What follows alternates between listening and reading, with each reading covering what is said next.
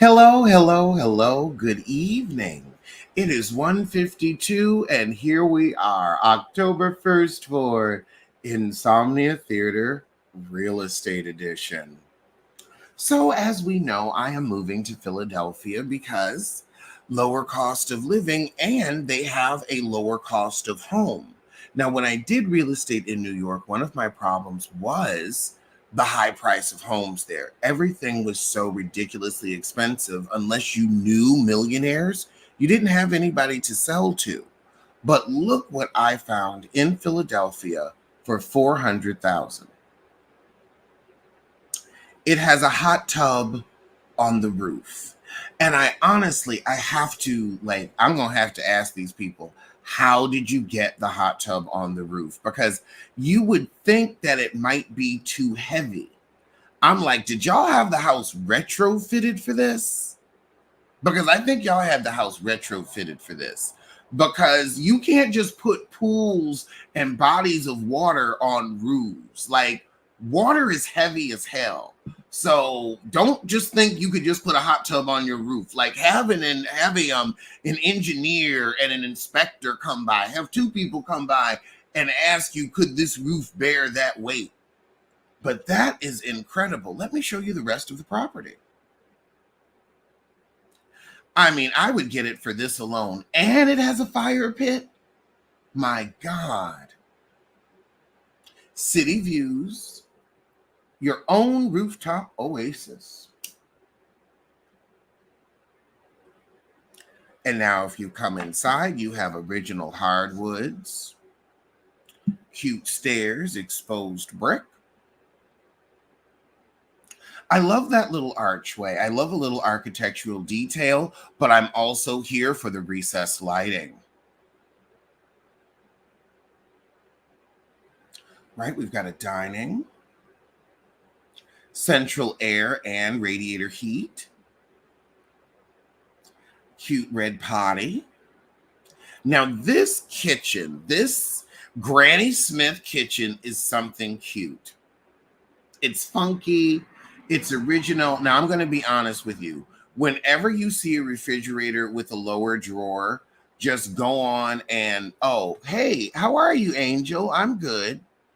If anybody wants to shimmy on in and talk about the properties with me, I'm going to put the link in here. You feel free to come on in and give us a vocal. But whenever you see a refrigerator like this, go on and know you're going to have to get another refrigerator because them refrigerators don't last. They leak. They're garbage. I had one in Las Vegas. They look cute, but they garbage.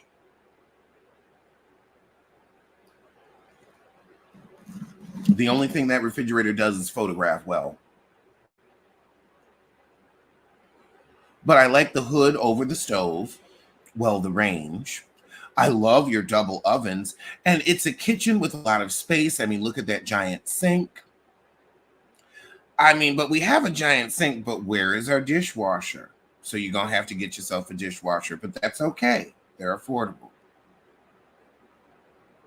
But that is a true chef's kitchen. There's lots of room to spin. I actually like you don't have an island because sometimes they can get in the way. You also have a little backyard outdoor space. But I'd be on the roof. I guess they didn't want to put the grill on the roof. Oh, and look at that wallpaper. Right now we have our first of 3 bedrooms. Look at that ceiling. My goodness, that character, that charm.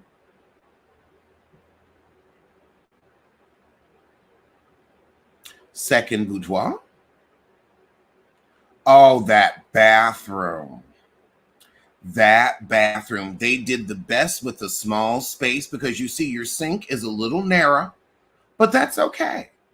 That's okay because it's functional. She's cute. You've got a nice landing. I mean, the upstairs is what sells it. Imagine summer in Philadelphia. You're in the hot tub watching the 4th of July fireworks. It don't get no better.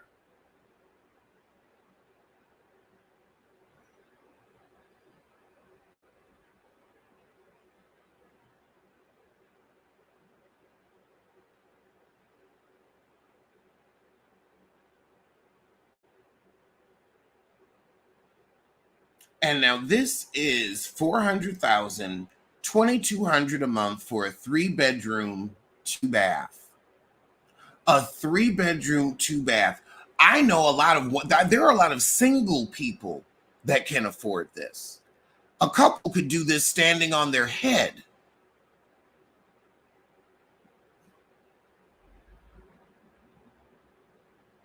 And this is Philadelphia. This is what, an hour and a half from New York City, an hour and a half from DC. So you're in between everywhere and where you want to be.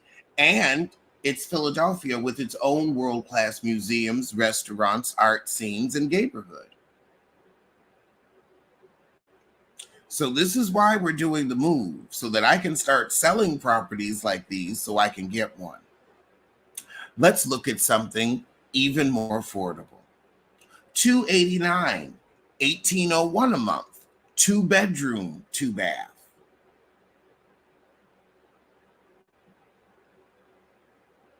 And ain't we swank? At 1800 a month, 2 bedroom, 2 bath. And this is, turnkey. You don't have to do hundreds of thousands of dollars of renovation. It's already been taken care of.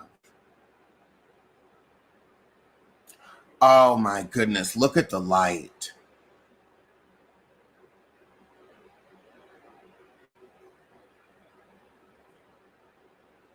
You'd have to get some sheer curtains for this window. Also, I think sheer curtains need to make a comeback. I love a good sheer.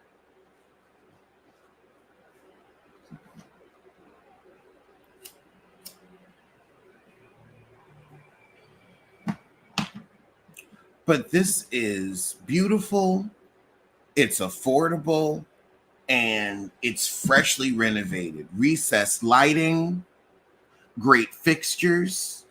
You got one of them damn bottom drawer refrigerators again. Go on and just throw that out. But the microwave and the stove should be good.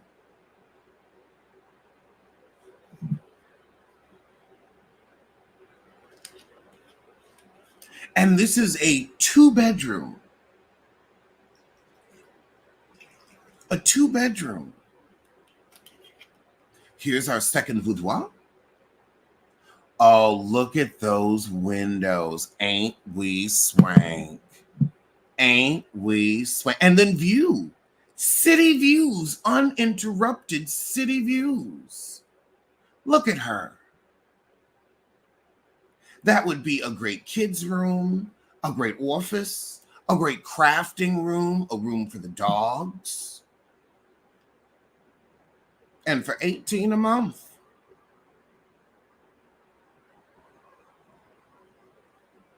With an ensuite bath, fresh washer and dryer. I'll have to throw some color on these walls, but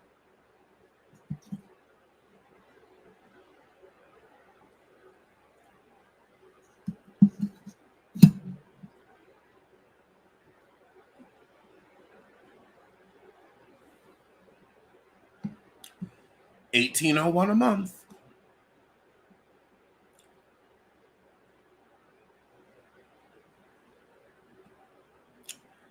I mean, oh Lord. Oh wow, a 1 bedroom townhouse. A 1 bedroom townhouse, 500 square feet for 194. A 258 a month HOA, but your monthly payment is still 1374 a month. 1374 a month. I think I could swing that.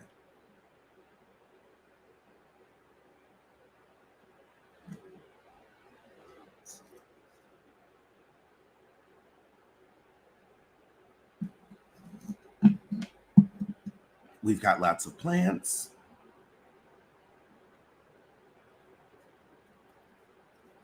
Our building. We walk upstairs. She's small. Okay. Okay, this is interesting. It seems like it's two spaces.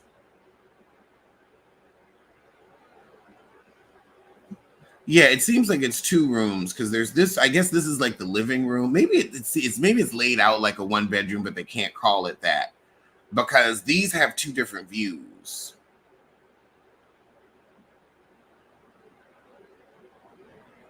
But that's interesting. It looks like a one bedroom. Maybe they just mislist. Oh, okay, it does say a one bedroom. I was like, I was confused. I thought it said studio. Okay, the bathroom isn't terrible.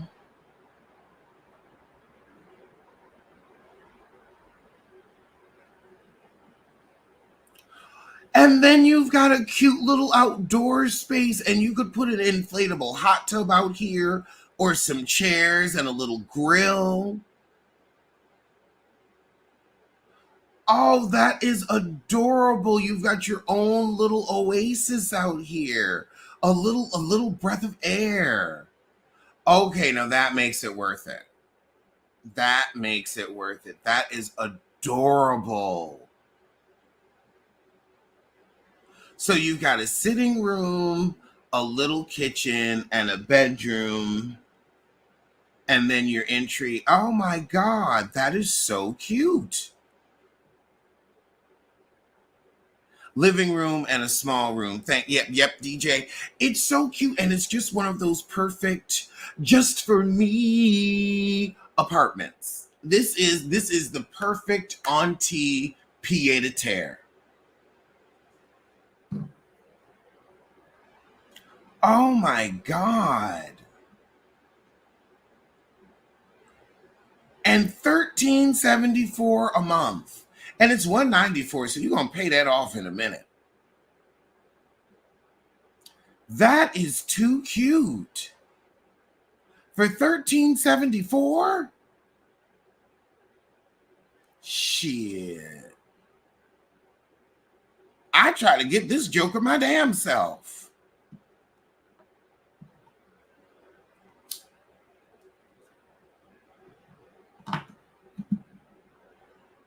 That's a cute mortgage. Mm.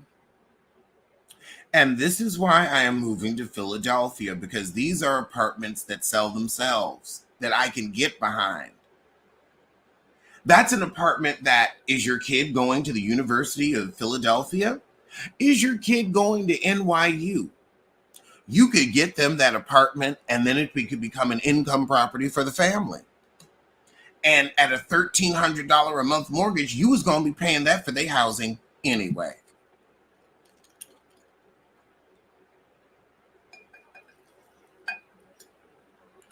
That is the most adorable one bedroom. It's the outdoor space that makes it. It's the outdoor space. My God, that is just cute as poo. I can't believe that.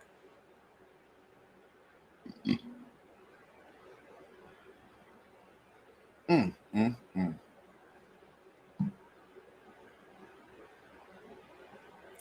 I mean, and that's also a starter home price range where in 10 years, it will be worth a little more, but also you'll have equity.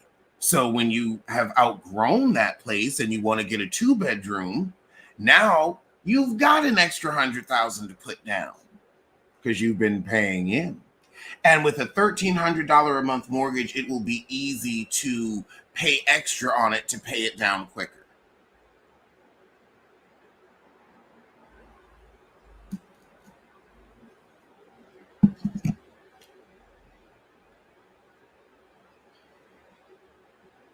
Now I'm going to click this one because I want to know how you get four bedrooms into 1,300 square feet. Because this should have been a three bedroom. But let's look at it. We've got nice paint, nice renovation. Little cute little foyer.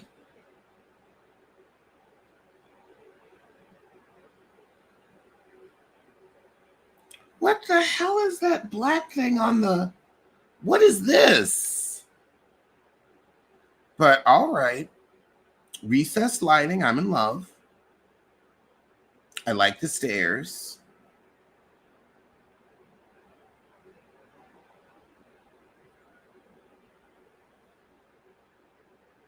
It's a cute first floor. I ain't never seen a refrigerator like that. That's concerning to me, but we'll allow it. All gold finishes. But then you can't have that black light. If you're going to have gold in the kitchen, then everything got to be gold. You can't have that black light. But cute. But I don't know why they have that decal or wall sconce on that thing. I don't know why they did that. Also, the types of wood need to match. But, you know, we'll allow it. We'll allow it. For $265, I'll let it go. Is that a bedroom? Is that a bedroom? Are they trying to call this a bedroom? See, this is why I said we have to click on this one, because I was like 4 bedrooms and 1,300 square feet. I don't know how we're doing that. So I would call that an office. Or a nursery. That's a nursery, a toddler's room. You know, Todd Tucker could fit in there.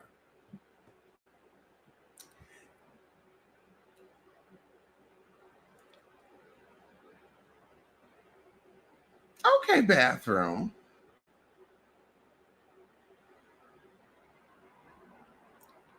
Okay, and the basement looks like a basement. And then the little backyard. You might actually be able to do something with it.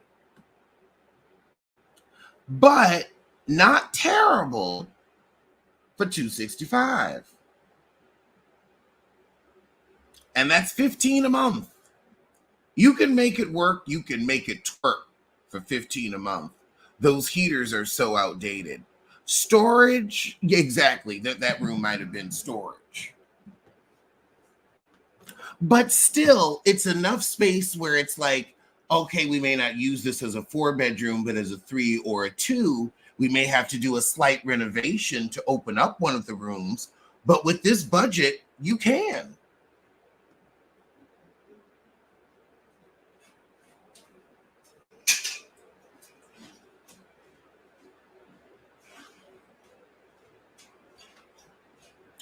Who wants to shimmy on in the room?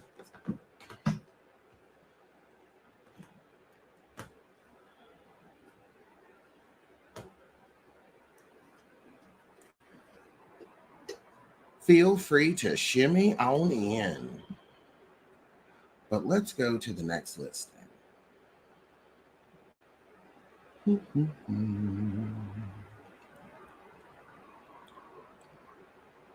Let's see what else. Oh, now this is interesting. Now, where are we? Hold on. Let's see. Now, where is this? Okay, so this is a little further north near the hospital. Go back.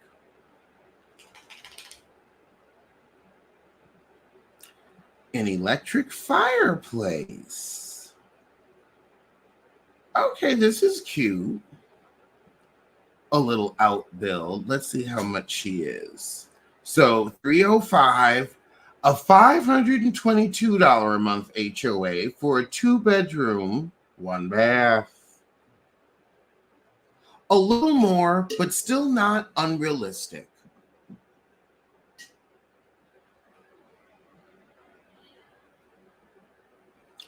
But you got a cute little outdoor eating area.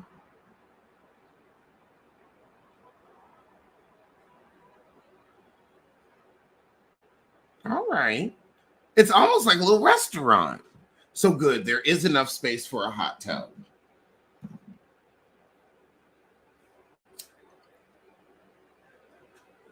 quiet as it's kept, I got to figure out how to start selling hot tubs.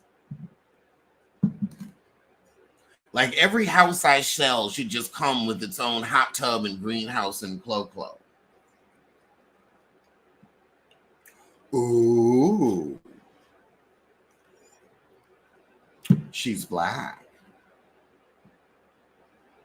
Oh, does it come with the TV? I guess it comes with the TV.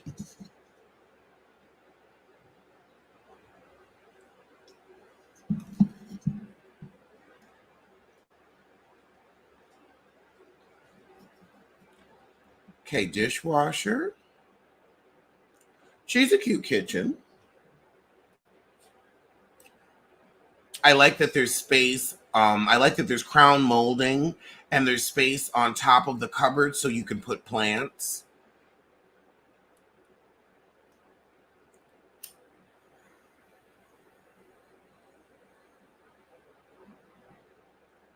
Small bedroom.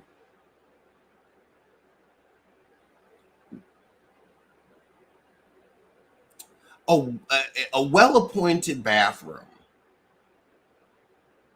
Not mad at it.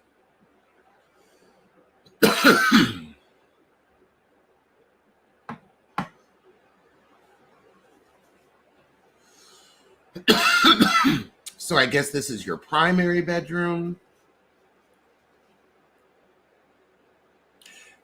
Okay, closet space. And sweater shelving. Ooh, that laundry. Okay, no, this is cute. This is cute. That laundry room is functional. I love you've got the linen drawers. I love that laundry. I love that laundry. And then the exposed stone. That's cute too. This is cute. This is giving me, the way they designed it, it's giving me bachelor pad.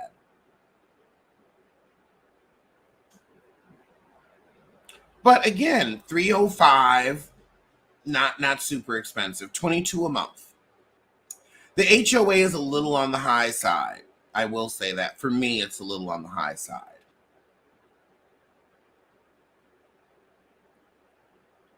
Oh my goodness, no, what's this?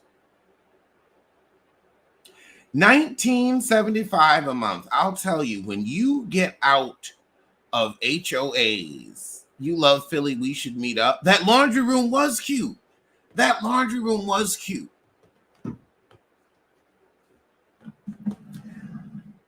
Let me read the comments for a minute. I will do a meetup in Philly when I get there. I will be doing a meetup. I'll be so glad to see Chris.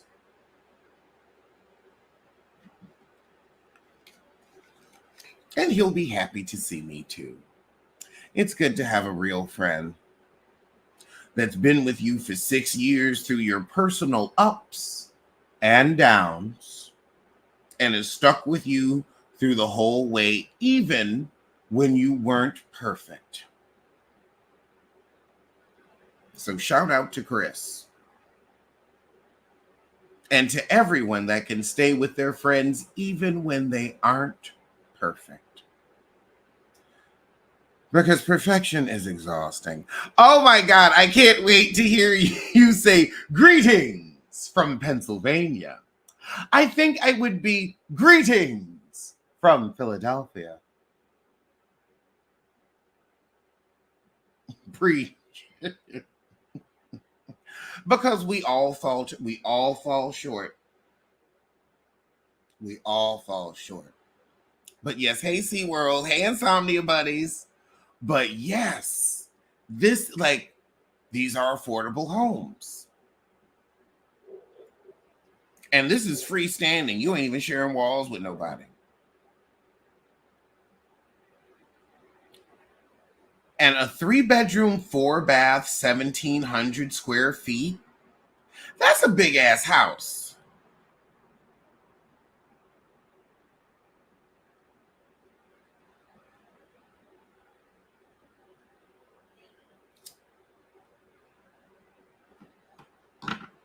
Okay, so you've got original hardwood. She's spacious.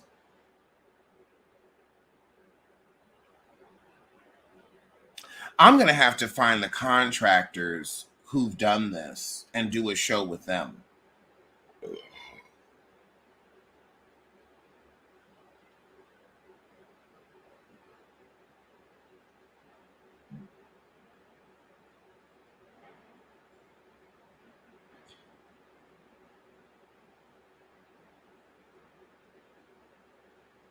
Naya, what area in Philly, what areas in Philly would you recommend for me? I know about Center City and Rittenhouse Square. What do you know about Point Breeze? Because I saw some really cute apartments in Point Breeze in an old school building that I'm thinking about applying for.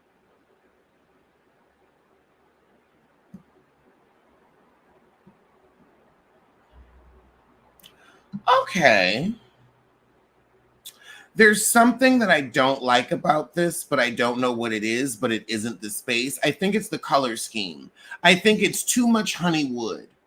It's that, you know what it is? It's that, yeah, it's too much honey wood and the woods aren't going together. That's what I don't like about it. But that's something that we can fix.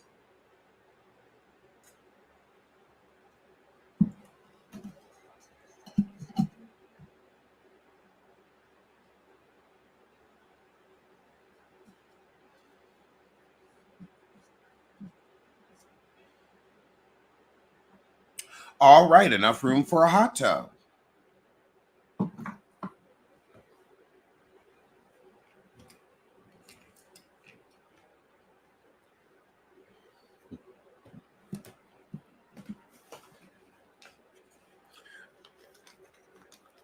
Oh, I hate a pedestal sink. But that's just me. Maybe you'll like it. And no medicine cabinet? That makes me want to say the N word. Carpet! Carpet!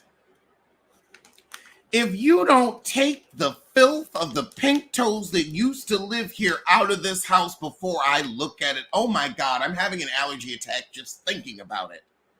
And then look at that color. Why would you get a carpet and throw up? No, I want to know. Hold on, I gotta turn the light on for this shit. I want an answer right the fuck now. I want an answer out of you right the fuck now. Whoever put that carpet in, I'm talking to you. Why would you install carpet that looks like throw up? Throw up! Throw up! Throw up! We've all thrown up before, and that is what it looks like. Why is the carpet the color of throw up? I want an answer, and I want an answer right now. Right here and right now. We're not talking about anything else until I get an answer.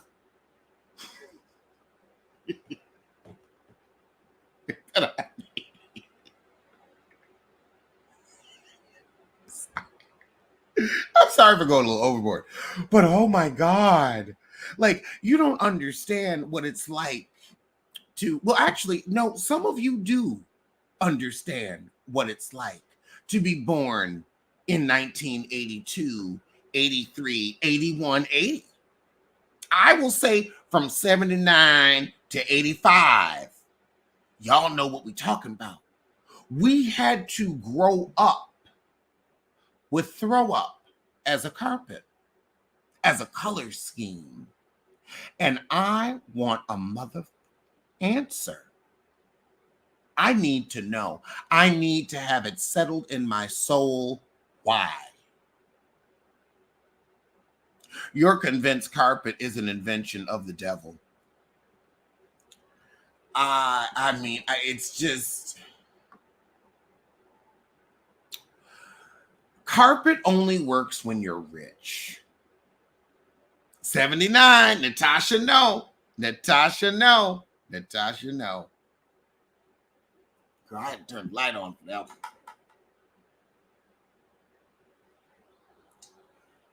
Oh my God.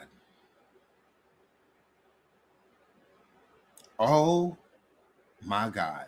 But I've always, had rich friends, and I've had rich relatives too. And I've been at some rich people houses where the carpet like goes into the floor. Like there's, I don't know how to describe it. Like, so there's like basically it's like the room is like a giant pillow. So you have like this hardwood edge all around the room, and then you have this beautiful plush carpet in the center, but it goes under the wood like a pillow. Like imagine a wood frame pillow, and that's how soft the carpet is. Like you step on it, and it's like.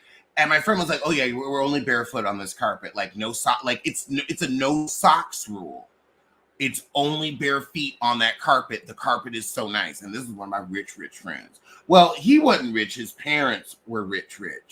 I mean, rich. They might have even had a third rich that I didn't know about. But that I was like, oh, this is carpet. And then I was like, okay, I can see why people like carpet. But also, they had the maids in there cleaning that stuff every day, twice a day. So carpet can work if you got the money to pay somebody to keep it up. Just throwing the wood paneling, no carpet. Rich people have vacuums in the walls. Their level of wealth is different. And also, they had somebody that was cleaning that carpet twice a day. And then that house got a monthly deep clean. So that carpet was like, it was a beautiful oatmeal. You never saw a stain, you never saw a spill. They only drank white wine.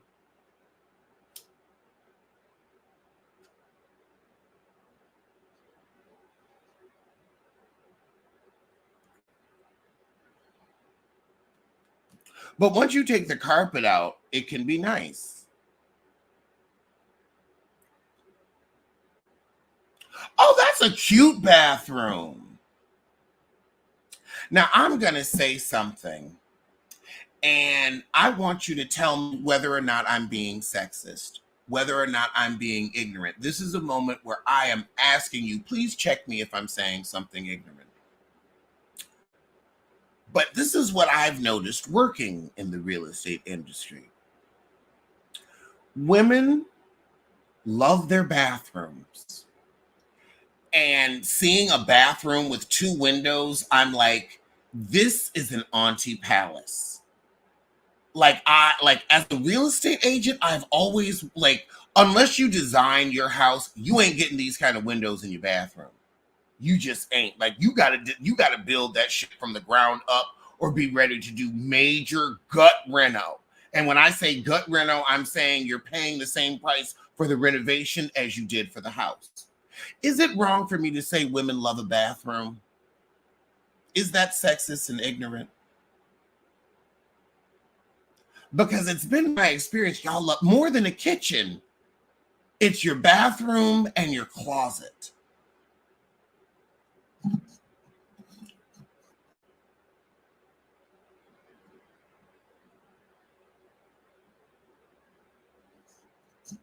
Because I see this and I'm like, that is a selling point. But it would be a selling point to me more for a woman than a man. I don't think men don't care about bathrooms.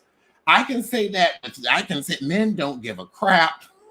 They don't spend that much time in there. They don't think about it. Women, and I guess too, because you do your makeup, women take baths more than men. It's a more intimate room for women.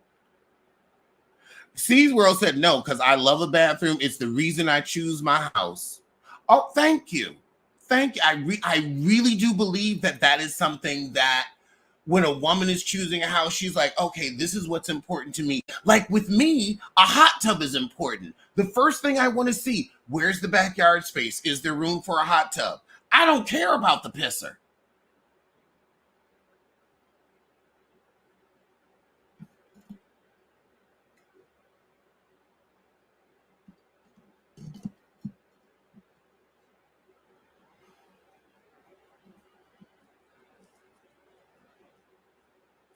But I have definitely noticed in real estate, women are very like they like I focus on a hot tub, they focus on a bathroom. They focus like they need a good bathroom. Men, I would say they focus on either the living room or the cost or the cost. A nice place, a nice bathroom with natural light always gives a place a bump. And also, when you're working in real estate, women are the one who make most of the decisions. When you're dealing with couples, most men that are worth their salt, they defer to their woman. Most men in the, and like this is somebody who's done it. Most men defer to their, well, what do you want, honey? Like they'll have some things that they want. They're like, I need to be near work. I need to be near my gym. Like they will have their one or two things that they want, but usually they're more about location. That's been my experience. Women have been much more like, okay, what's going to actually fit for our lives? So I really do feel like men mostly defer, like women are the decision makers in that aspect where it's like, you even like one, they work. So they're also, paying half the bills, but it's also a deferment of, this better than I do. You know what will make both of us happy. But I see this and I'm like, this screams, this is rich auntie. This is a rich auntie bathroom. She might have a man, she might not. But she got her bathroom. With sheer curtains and a soaking tub. Now we gonna take that tub out and put in a real soaking tub. But again, this is $350,000 for a full house in a major city in America. Where else are you getting that? Not New York. Sure ain't getting nothing like that in Los Angeles.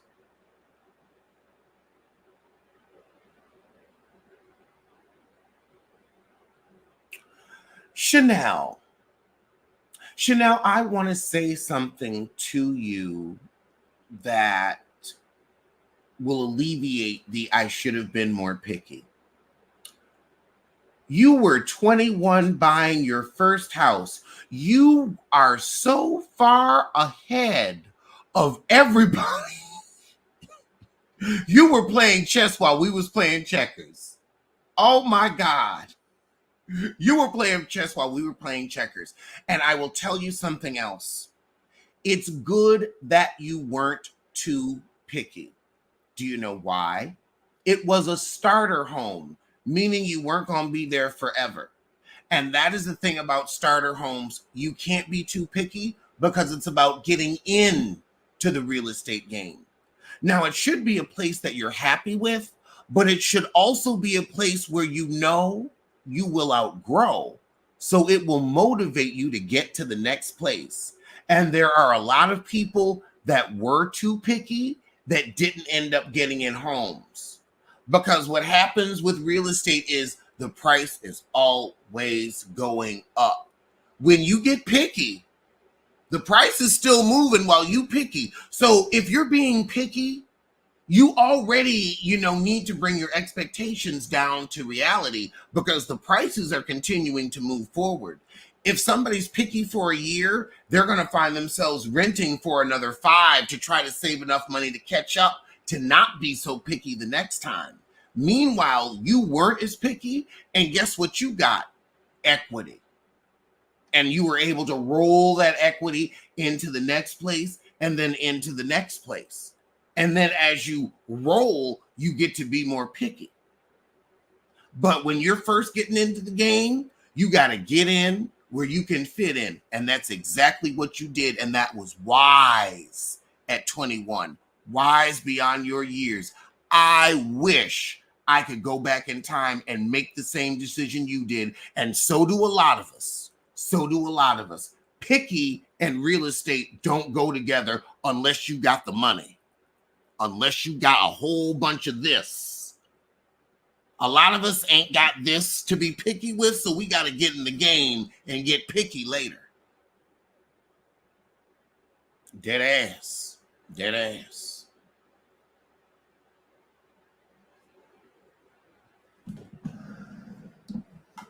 Because it may not be the bathroom that you will end up in, but when you sell that joker, you'll get your money back. You won't have just been renting for all these years and ain't got nothing to show. Ain't got shit to show. I'd rather put up with a bathroom that I didn't care too much for, or a kitchen that wasn't my favorite, but also know I get my rent back. I'm only paying a little bit of interest.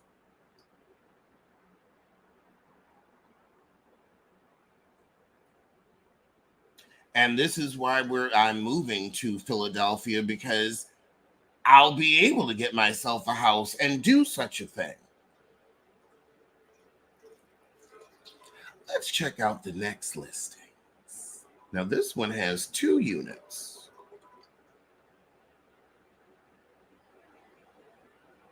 Wait, are these rentals?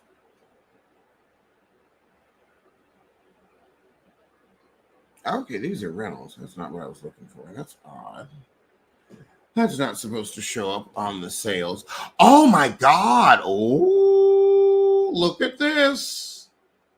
Another cute house in Point Breeze.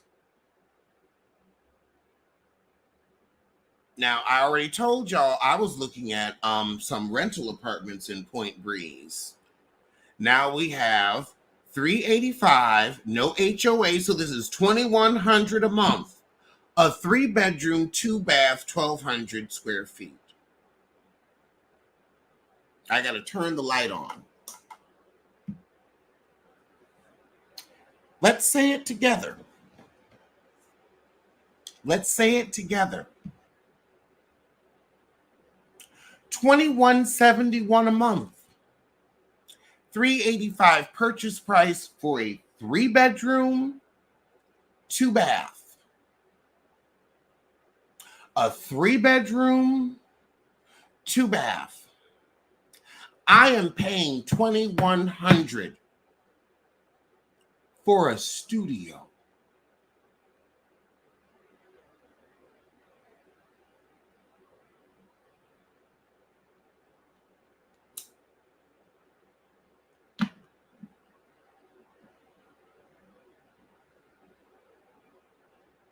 Don't be like me. Don't be like me. Don't make the same mistakes that I have. Don't.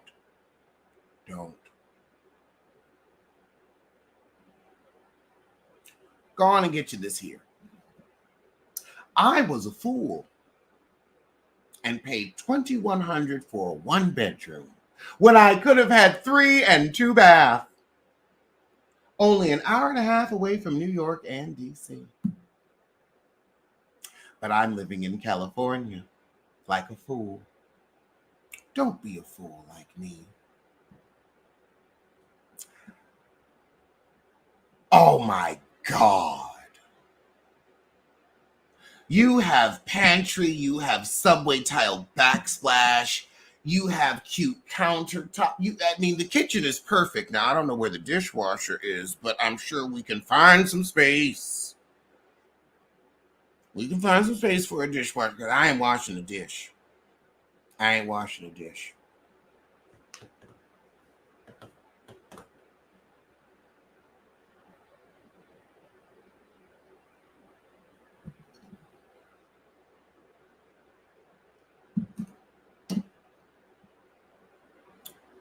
Okay, so here's our frontage. Oh my God, why do they have my couch?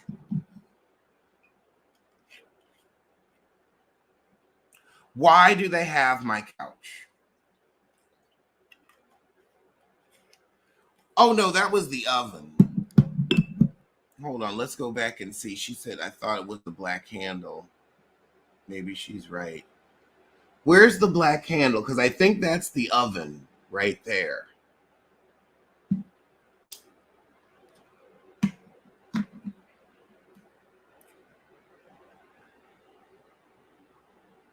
Oh, it might be a dishwasher that, okay, I see what you mean. I see what you're saying. I see what you're saying. I see what you're saying now, SeaWorld. I see what you're saying. I see it. I see it now. It's a dishwasher where it's paneled so it doesn't look like a dishwasher. I get you now. I get you now. I was missing the point. It took me a second and then it dawned on me. I got you. You're right. You are 100% correct. Thank you. Because I wouldn't now, that's something I'm going to keep an eye out for. Thank you. Learn something new every day. Well, no, you learn something new every day if you try, if you're open. If you don't think you know every damn thing. Because I was like, I know my biffers and my biffers don't lie. So I'm like, she saw something that I need to go back. That's why I said, well, we can just go back and look. She's absolutely right. I bet you a fat man, bet you a thin one. That is a dishwasher.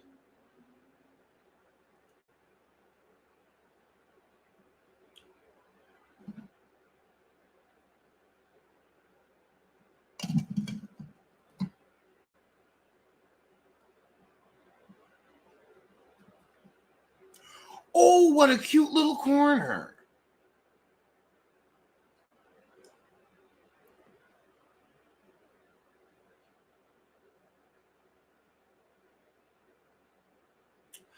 No, Adrian, this is not a Philly apartment search. This is showing why I'm moving there because these are the homes and apartments I'll be selling. And so I'm moving there. I'm showing you all of these listings because they're so affordable that I'm like, these will be a lot easier to sell than homes in New York because everybody doesn't have $14 million. But this house is $385 for a 3-bedroom, 2-bath, 1,200 square feet, brand new renovation, turnkey. This is $2,100 a month. So this would be affordable for a single person, or if you're a couple, Jesus Christ, you could do this standing on your head. But yeah, I'm going to sell a few homes before I decide where I'm going to buy mine.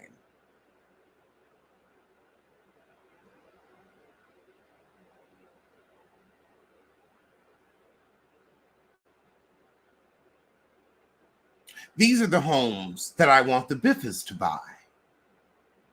These are the homes that I'm like, yes, these are affordable. These are spacious. These are new renovation, well kept, and well appointed. These are homes with city amenities and personal amenities, recessed lighting, but also not breaking the bank. This is in the Point Breeze area of Philadelphia.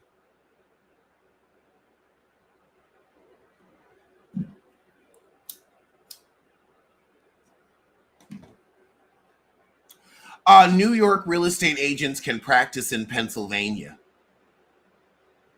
We have reciprocity in Pennsylvania, Tennessee, North Carolina, and Connecticut. So I can do real estate in Philadelphia as well as New York.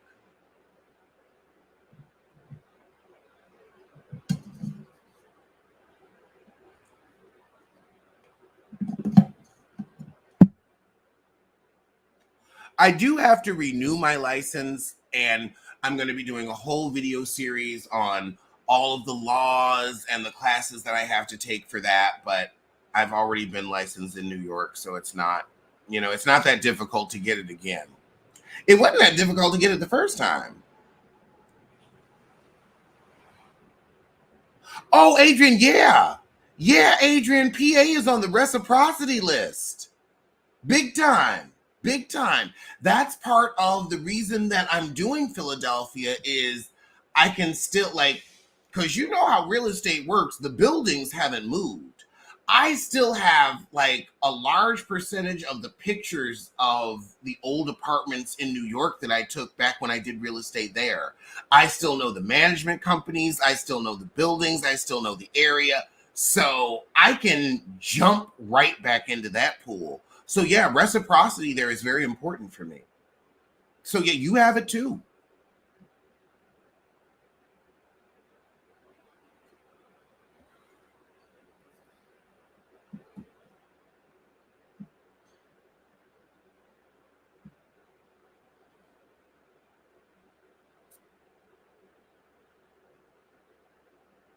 All I can do right now is the black man point.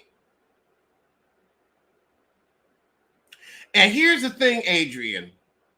All we're going to do is get together. Since you have reciprocity, we can get together and make this money together. You've seen how I treat Chris. You've seen how I treat Chris. So I am someone where you can get into business with, and you know I don't lie, I don't steal, I am fair and honest. What you've offered me in that sentence is financial security, because developers, that's a whole new kettle of fish. New Jersey has horrible prices. It does. It absolutely does. And this is why I'm like, oh, now is the time to get into Philadelphia. And also, it is the time for us. Adrian, you want to shimmy on in and give us just a vocal? I know you may not want to come on camera, but I want to talk to you about an idea that I have as a New Yorker, as someone that's lived in San Francisco. We know what's going to happen to Philadelphia, but I do feel that we can stop it by having what I like to call proactive gentrification. Let's get the money. Like Nene said, let's get to the money. Let's get to, yeah, she's shimmying on, and thank you for joining us. Now, here is a little bit of my idea, and as someone more experienced, I would love to hear your thoughts and like poke holes in my theory. Tell me how I can get it better. Okay, go ahead. I want to encourage, like, Philly is 40% Black. I want to encourage home ownership amongst my people, and I will definitely learn all the FHA, all the homeowner assistance program. That's my job as a real estate agent, to learn all of that so we can help you jump through all of the loopholes to get to that. So that way, once you own, you can't be forced out with higher rents, as has happened in Harlem and San Francisco. I also, though, want to help communities and community leadership focus on commercial real estate, because commercial real estate is something I feel that is forgotten in gentrification, that also helps push people out of their neighborhood or make them feel strangers in their own land.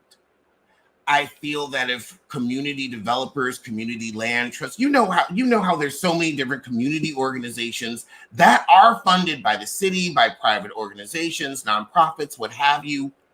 Why don't we start using that money to purchase commercial spaces that can then we can own, the neighborhood can own the corner store, and we can keep, our neighborhood coffee at $1.25 because we own that property. So we're not trying to make a profit off of it.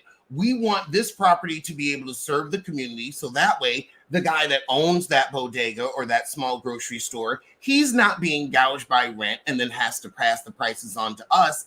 It is something that is a community good and benefit where you get to run your business, make a living, but we've protected you from against gentrification prices, as well as the rest of the neighborhood, where people that have lived there for a while, that their incomes haven't jumped up, they're still able to shop, get coffee, and eat in their neighborhood because we own the commercial spaces, and therefore they're not up for profit.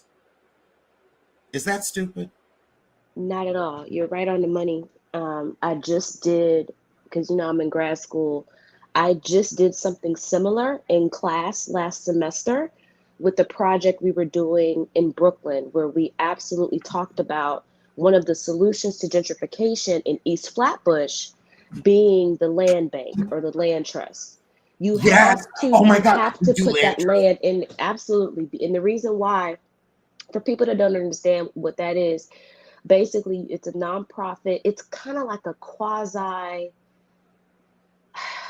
it's private, but it has municipal functioning, It's privately meaning owned, but for the public good. before the, exactly. So what that means is, now here's the thing, you do have to have a trustworthy board to manage everything. Yes, ma'am. And Yes, ma'am. you also have to Eric convince, Adams. right? So like, Eric Adams. As New look, Yorkers, we can say it. doing due diligence on whoever's going to be in charge of that is very important. But you also need to convince the homeowners to put their land in the trust, and you have to explain to them what it is. So in terms of the commercial strategy that you talked about, that absolutely would work, and it would work for residential too, because what happens is the land itself is what's put in the trust or in the land bank. So therefore, that entity has the first right of refusal or say so in terms of what goes on it. So that way you can stop some of the developers from coming in just doing whatever they can't do whatever they want on land that somebody else owns. So that is very important. And I would also say we do not operate in the tax credit space enough in terms of how to get the financing. So there's low income tax credits you can do. That entire entity has to be residential for the low income tax credits. That's a way that you can use them to finance the deal so that you can make the outcome affordable. Or in what you're talking about, you would use new market tax credits. And I did a fellowship with a community development finance company called True Fund, and they did a lot of that. They did these new market. We actually did one down in Philly. So for new markets, that's where you could put that commercial, all those commercial properties in, and you can do mixed use with new markets. So that's where you put the residential on top, and you have some type of commercial entity on the bottom. What And usually works is if it's something that's community servicing, if it's a school, a daycare, a a grocery store, daycare. not just Right. regular retail, right? Yes. Not But not something. exactly, not the expensive retail. And that is why I call it proactive gentrification. Mhm. Because Yeah. neighborhoods have to change. Hmm. Buildings get old. People retire. And this is what kind of I feel like Harlem is going through. And Oh, I would say, and I could even say, I think you could understand, I think Brooklyn's going through the same thing oh because yeah. we have a lot of Black businesses that came of age in the 80s and the 90s and the 2000s. And guess what? It's been damn near 30 years since 2000. Those people are ready to retire and we Oh have to yeah. let them. Yeah. Yeah. And like And I can speak a little bit personally from this. Like my grandfather had his own business and wanted his kids to inherit it. His kids had their own plans. They all went off. He had 5 children. They all went off and had their own careers. Um, and so like my mom was like, I wanted to do computer science, and that store wasn't making enough money for it to be a viable business. Like it was cute for them. That wasn't what was going to work for us. hmm And we have to realize that and realize now we've got to open it up for new people. And hmm we're not. hmm So I had a in one of my classes a few weeks ago, we had an alum come and talk to us. He works at a company called Edison Parking. Edison Parking is all over the East Coast. Just parking lots, parking garages. That's all they do. It is a privately owned family business worth 4 billion with a B Mhm. dollars. He said, now this alumni that came and talked to us, he is a senior vice president at the company. He said that man's kids don't have any clue what's going on, but they absolutely stand to inherit all that money. So for us, we don't need to necessarily work in the business. Matter of fact, you probably shouldn't leave it to some of your children because they don't know what they're doing. But that doesn't mean that they can't get the money. When you look at these lists, look at the list. They talk about I think it was Forbes. They released the wealthiest women in the world. All of them come from family businesses. The Waltons, the other lady from Estee Lauder, the lady from Fidelity Investments. These are the richest women in the world. They didn't marry that money. They are the daughters of that money. So and they don't work in that company. They ain't never worked in that company. So we can actually keep these companies and get other professionals to work in them, but keep the revenue stream coming for our children. That is something Black people haven't figured out yet. Another thing is, if you do want to, I've seen this with the other people too, what they do. Fine, you can go to college and do whatever you want to do, but eventually you're going to come back and work for the family company. Or they put something in where you can only get a certain amount of shares if you put 5 years in. There are ways that we can do. We're not doing any of that like we should. Um, with the I have to say, shout out to my mama for teaching me about life insurance. we're not using the life insurance the way that we should. Some of us aren't insured enough. People don't know that you can borrow against it. We're not tapping into the equity. There are a lot of different things that we can do to tap into what we have built to kind of stave off some of this gentrification, or let the And gentrification to be build. a beautification instead Ooh, of and capitalism as Adrian, take over. also, I wanna tell you this. I want your thoughts on this statement. Now, this is Hmm. something that I learned doing real estate in Harlem specifically, and I want, like, tell me if I'm off base. Tell me if I'm crazy. Tell me if I'm wrong. Correct me, please correct me.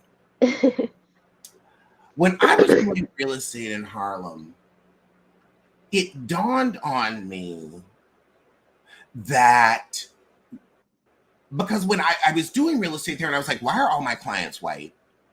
Hmm. Like the majority of my clients were white. And then I realized, oh, it's because the Fair Housing Act actually worked. And now we can live near our job, near our favorite restaurant, near our kids' school, near our favorite theater. Like now we get to decide what is best for us and our family.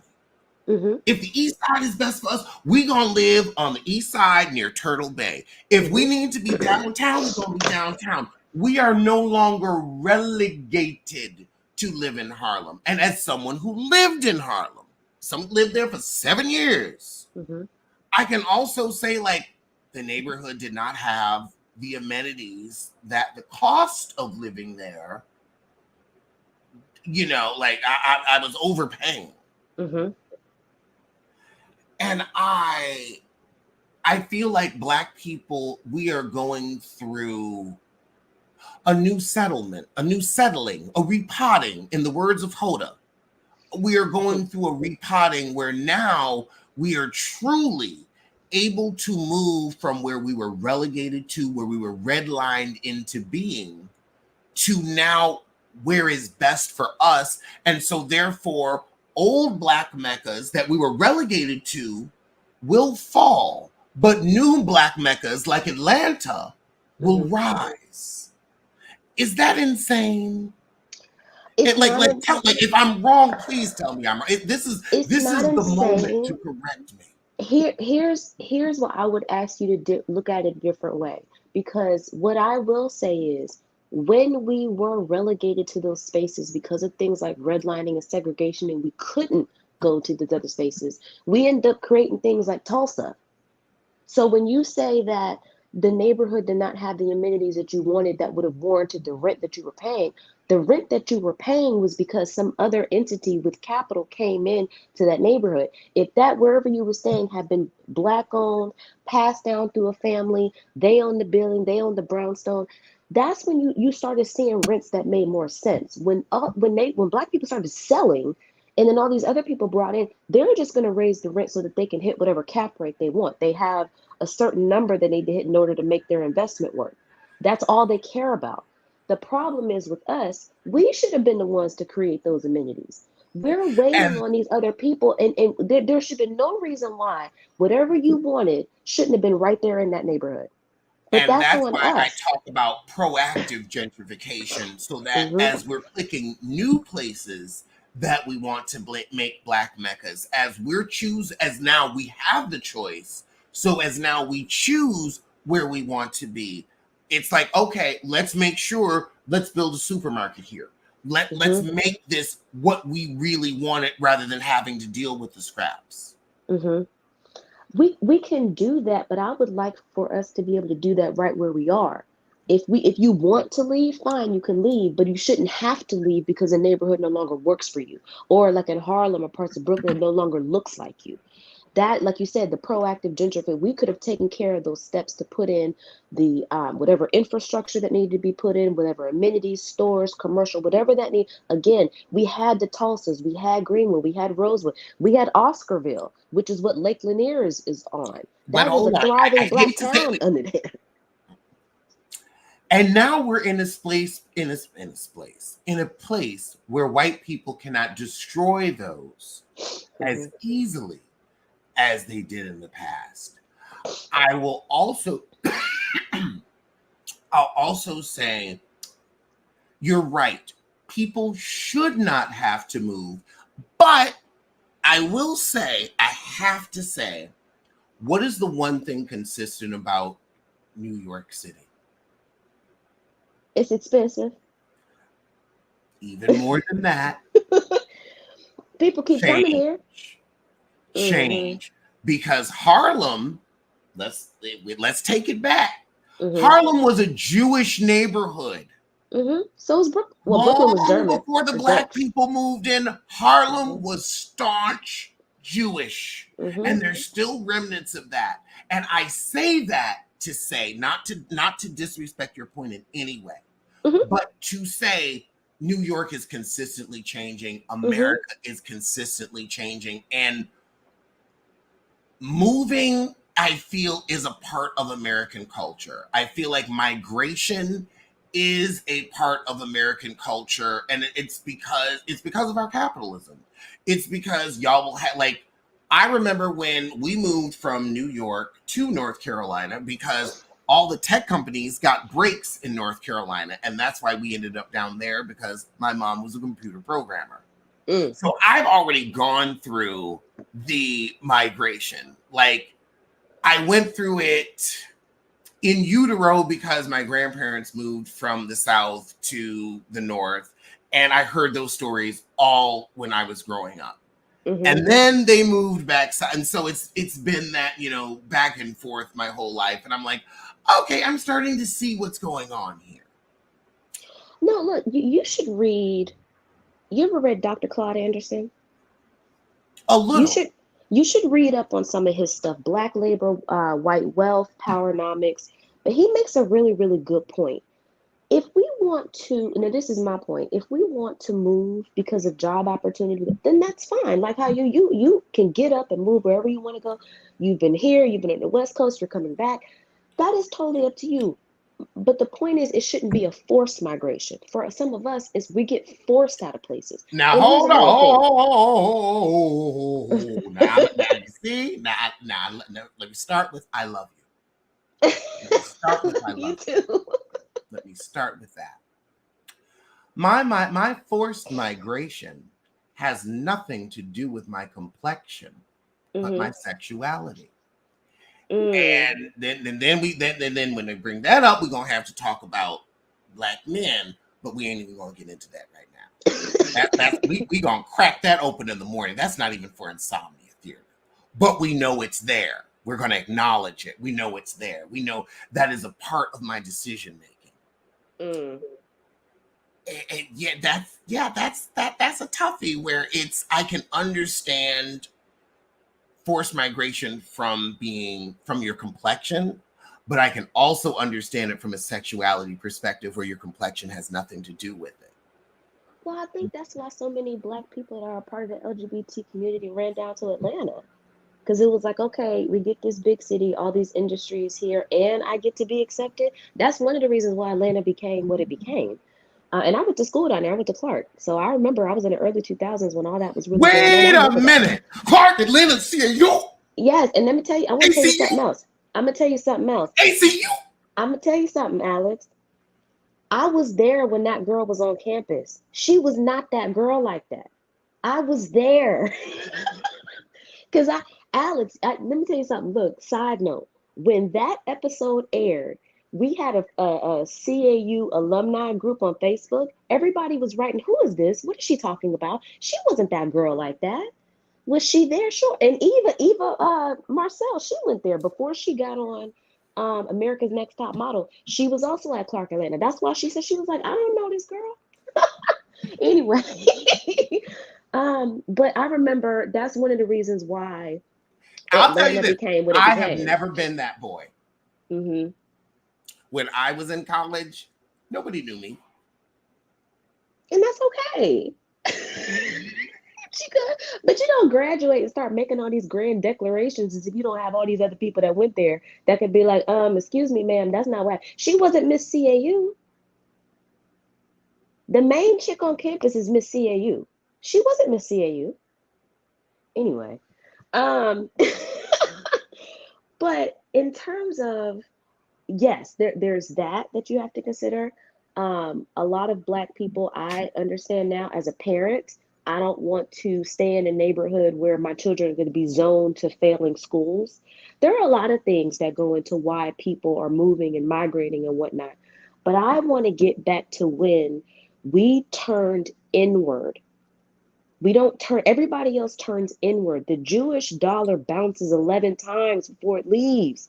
I live in Brooklyn. I live right in the middle of all these Jewish people. They don't rock with us. They don't visit our stores. They don't eat our food. They don't have anything to do with anything we have going on. They are completely insular. And that's how their community struck. The Asian community is the same thing. We buy from them. They don't buy from us. We don't turn inward. And that's why I keep like saying when we That's when we well, in a did, way, we that's had. Mhm. in a way, maybe that's what I'm trying to do is I'm not going to say get us to turn inward, but I would say I'm trying to service a community that I know as someone who has been, shunned by the world, had, people turn their backs on me, as someone who hasn't been served. I would love to serve black women because one, I actually feel like I know a little something about them. So I'm like, okay, we come from the same place. I know what you're looking for in a home that will make you happy. I know And what I know what our community is missing, and I want to try to help it. I did a deal um, with one of those tax credits where the person, the developer that was applying for the credit, he was turning a house into not a halfway house, but kind of like a center for young black LGBT children that had been kicked out of their homes. Mm. Like stuff like that. That's what these communities need, right? Because this is real. These are like minors that have been kicked out. Where are they gonna go?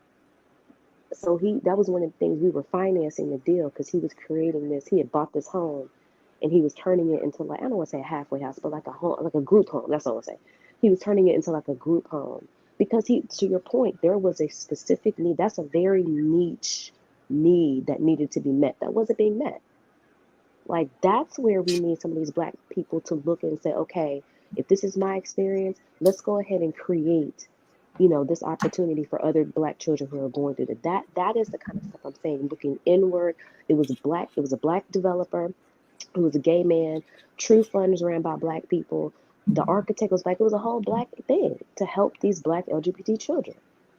Like that's where we need to find when I say looking inward for some of these solutions. Mm. And I think that was somewhere. What was that? I think that was like Philly or Delaware, somewhere like that. I think it was Philly though. And where that man has that. Philadelphia is where it is affordable enough to say, like with the prices that I'm showing you, like you can actually buy a building in Philadelphia and, have bedrooms for these kids. And you can, look to the public and be like, hey, let's try to raise, $2.5 million. The same project in New York, you'd have to raise 50 for the same 4 beds. Yep. And also, I think you need to consider the rules and the laws in Philly and also Pennsylvania. A lot of the reasons things can't get done in New York is because of the laws here. It's not even the money sometimes.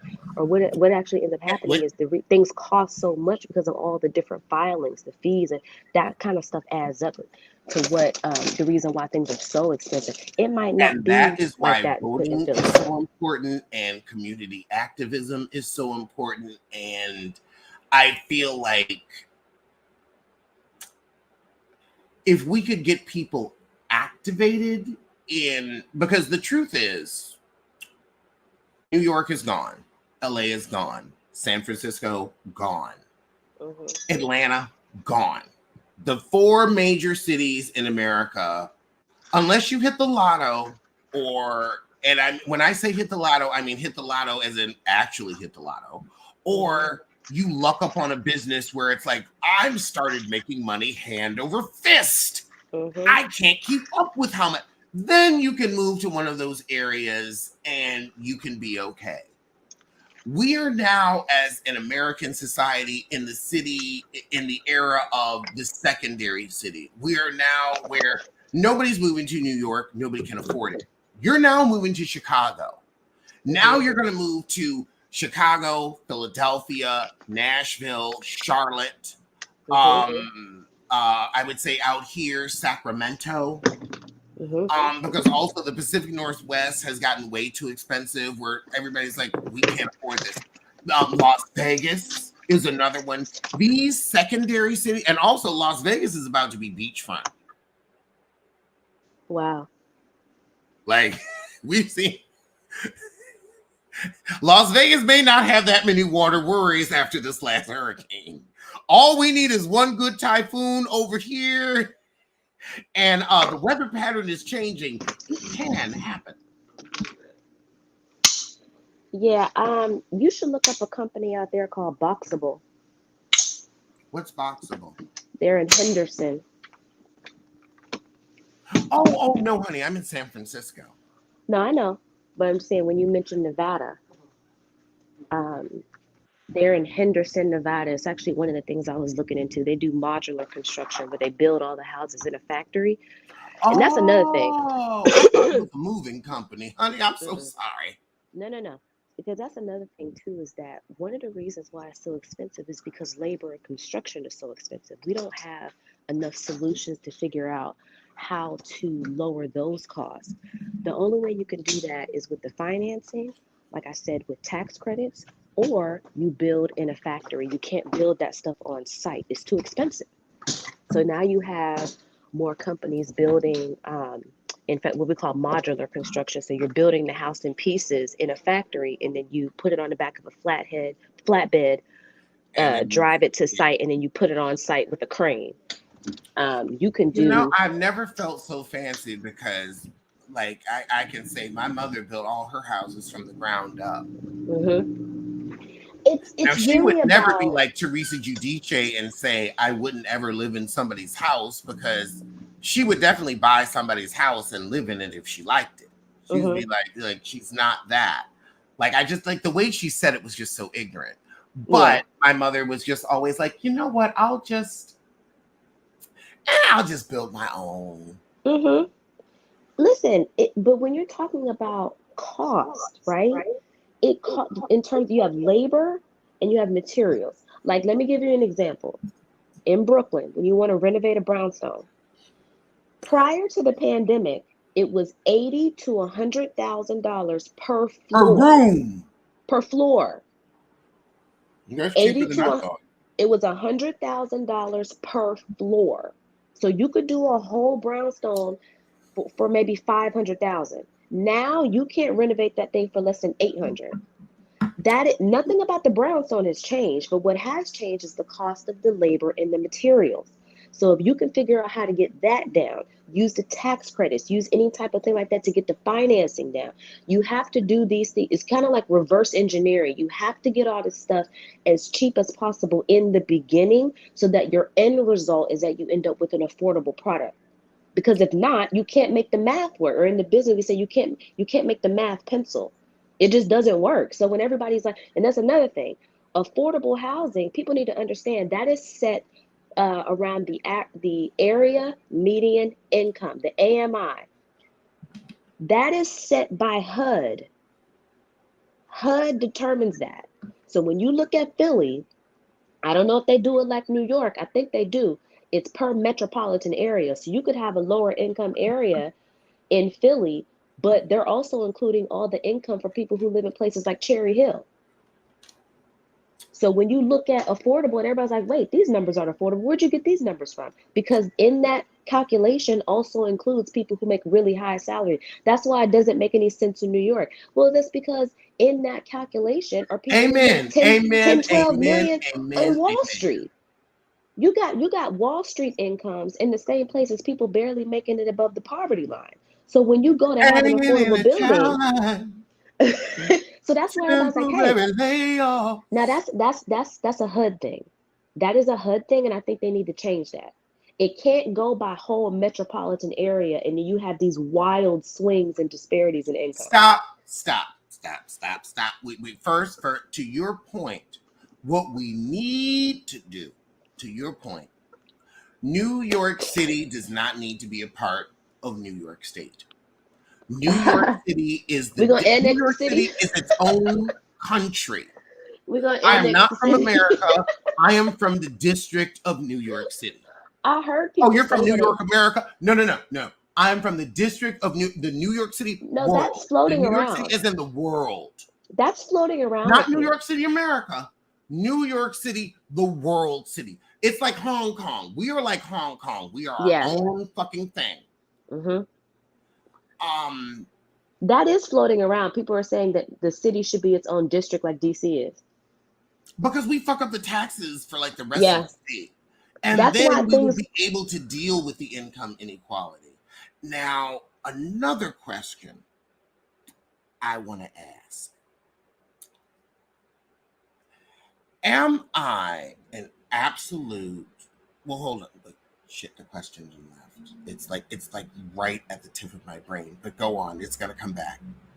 No, I said because that's one of the reasons why. So up here they had a tax part of the tax code called 421A.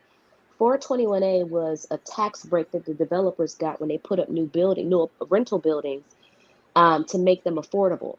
Because listen, I'm telling you, I've worked with this, I've done these numbers. Unless you can do something with the financing from the beginning, you cannot make that end product affordable. You can't. Now, the rest of the legislature up in Albany got mad because they say, why is the state giving just the city this much of a tax break? It's like $60 billion over time. I think because this has been on the books since like the Because 70s. They're we're like, the hey, only one bringing money into the state. exactly. However, this is the thing.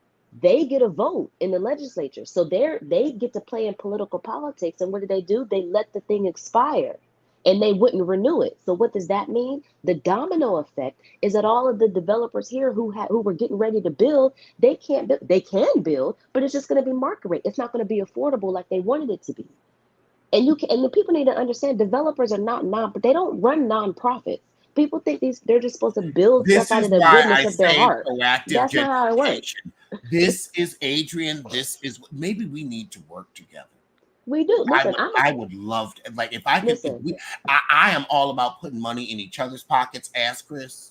Ask that I'm I gonna love that I have somebody that I can say that is my testimony.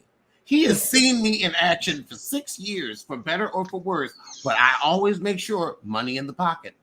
Look, I just did Ken Carter's Because house. we as Black people, it is time for us to use our buying power. And Listen, this is why I am so laser focused on Philadelphia because I'm like, we like the price, we can now buy these things before they get out of reach. There is And enough that's why, money to do this. remember that that Jay Morrison thing with the Tulsa real estate group that got invested and all that stuff that was going on with DJ Envy? Mm-hmm. That's the kind of stuff they were saying. Oh, let's pool our resources, we're gonna pool our money. Listen, there And are if you some notice, I ain't said pool shit. Let's hold on. Let's rewind the conversation because I am Pepperidge Farm and this N-word remembers. I never said let's roll it back.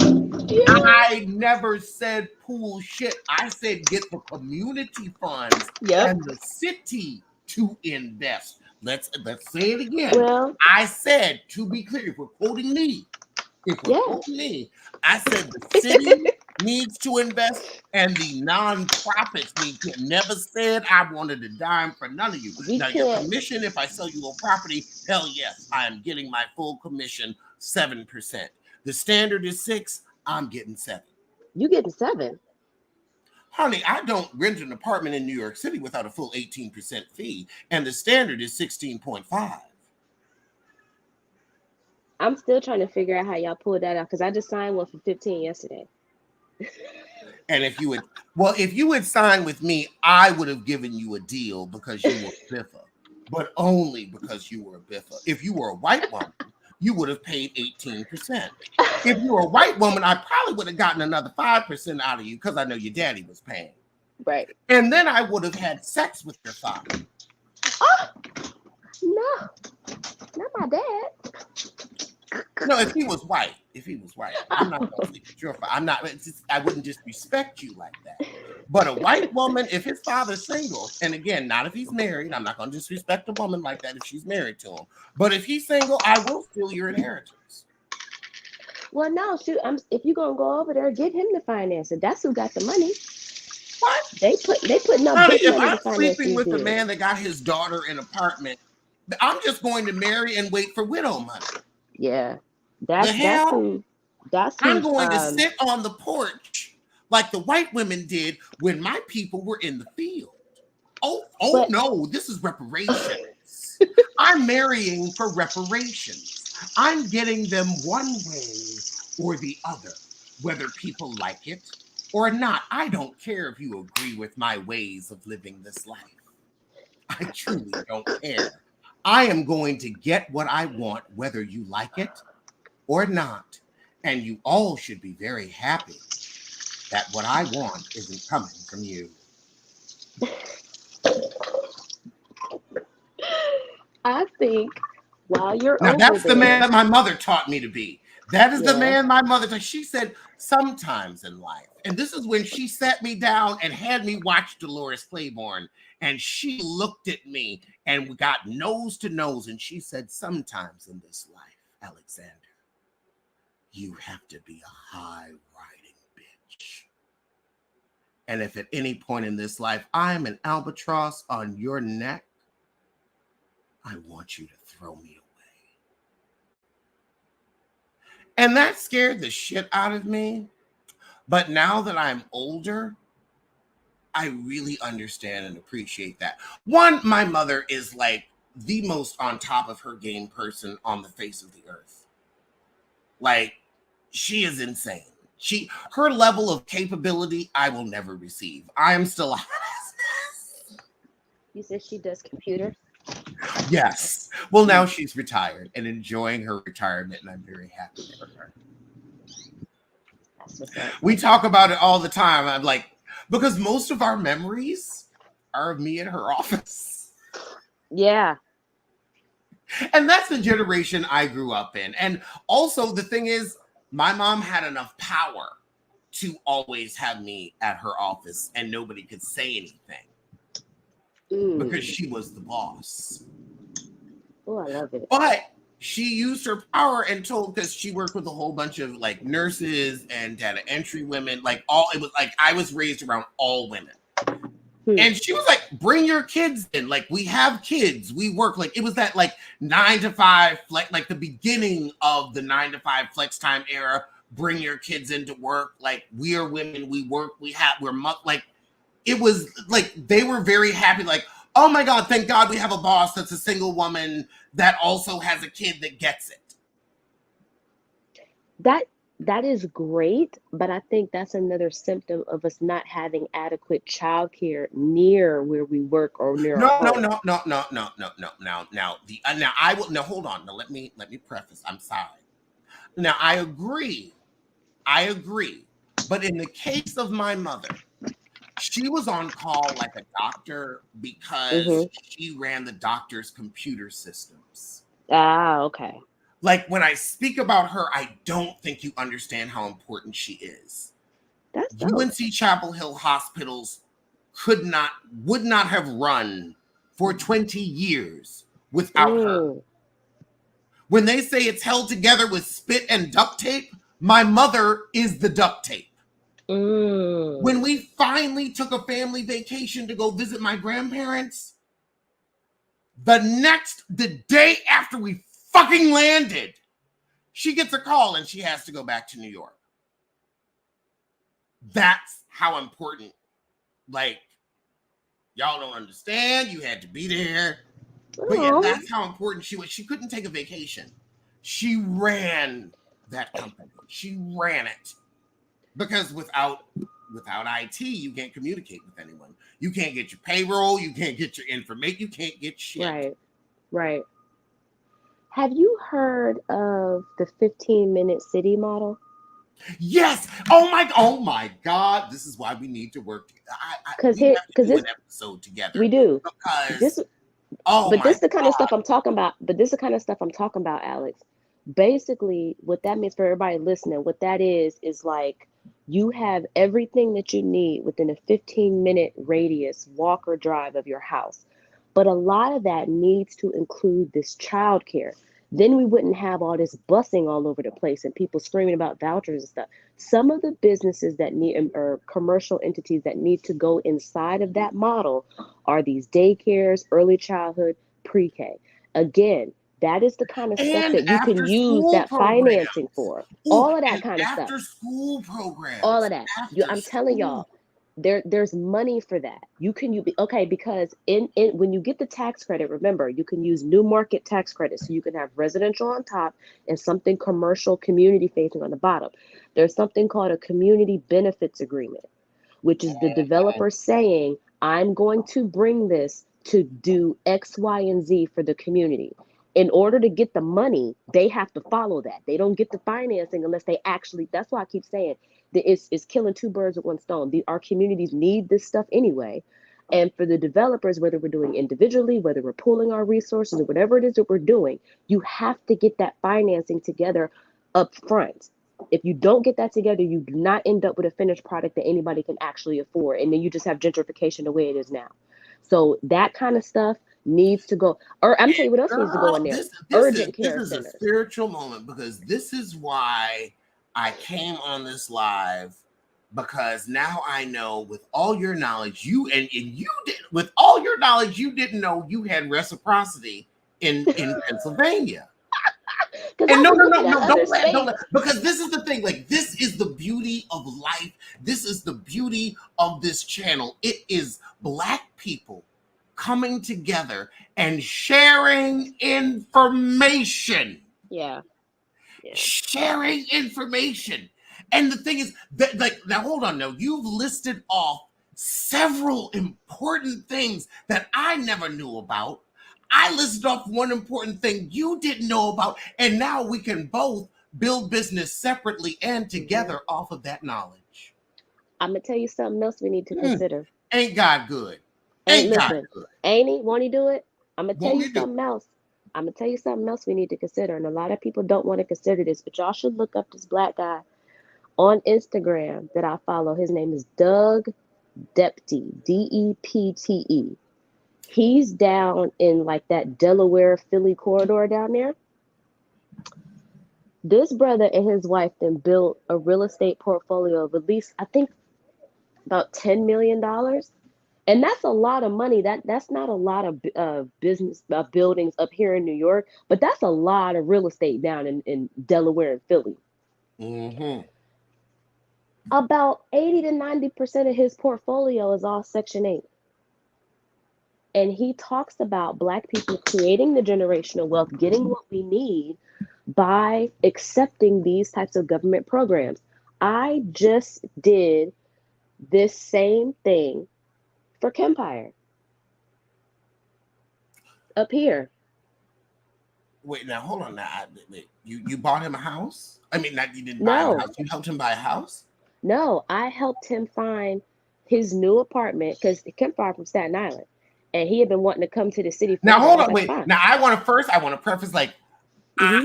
this is real. Oh, so you know Kempire? That's my baby. Yes, that's my Oh my boo. god. Okay. Okay. Yeah. Now does Kempire like I got to like we got to meet briefly at Uh-huh. BravoCon. I am telling him I am one of his biggest fans. That's my I baby. love Look, Kempire. I love Kempire. Oh listen, my that god. is my babe. So Kempire from Staten Island, he had a family house. He always wanted to move to the city. So I put him in a Wait, is he banging cool with ass. you telling this? Because I don't want him Yeah, to be because I'm not mad gonna at tell me. because I'm not telling where it is. All I'm gonna Okay, say is okay. I'm just, you know, I'm super careful because you know how people is. I Ooh, know, I look, know. I was talking about Oh, I know. Empire on his chat, and No, then no, no, no, all of no. a sudden there's some issue. So let's just that we saying that just to say like, wow, we have an amazing get with another fabulous New York real estate agent, and let's go on. Because what I did when he wanted to move to the city, he had a family house out in Staten Island. He was like, "Hey," so I helped him find his place in the city, and he said, "Can you rent my place in Staten Island for me?" I was like, "Sure." He had a two family out there. It was his family home. I was like, "Listen," I put the listing up. I started getting all these calls from people with vouchers. So they have Section 8, and then the city of New York has their own type of voucher type of service like that. And I had never done it before. I got so many calls and so many calls. And I was like, wait a minute, maybe we should consider this. So I actually helped him go through that process of getting the home approved. The inspector just came out. That's guaranteed money. Guaranteed money every single month. It takes a while to get the approval and everything, but once you get it, that's How long is a guaranteed money. while? Like a month, it can take up to like a month or two, depending on who you got, like the inspector, because they have to come out and inspect the house. They have to make sure there are no violations and all that kind of stuff. So it takes a minute to get all that stuff done. But I was saying all that to say, initially when he said rent the house, I was like, cool. I wasn't thinking about doing a program like that. But I got so many phone calls. And it also made me think, again, this is in Staten Island. People are really hurting out there because all these people are in this program. And And everybody, this I is mean, people were why I desperate want to go calling. to Philadelphia where the prices are lower, where I can help Black women get into the homes that they deserve to own. To Yes, own. Because listen. like we all like we could like hands up, and you are a New Yorker. I don't know if you own or not, and Hmm. I'm not trying to put your business out there. Hmm. But I will say I'm sure you spent a little more on rent in the city than you wanted to. I got both my that. I got both. Yeah. I ain't asking you if you own your home now or not. Yeah. Like that's the thing. I love to keep people's business out the street. Now, if you want to share that, feel free to share it. Um, Right. but if you're also like, I tell people that I inherited $450 million from my mom, that's your business too. um. And So why does get these have prices in Philadelphia? I'm just going to like I want to buy my own house just to, we have some family shit. So there's a level of I'm just like, yeah, I bought it. But I will also say, yeah, and now I bought it and I need your ass to come up here and decorate it.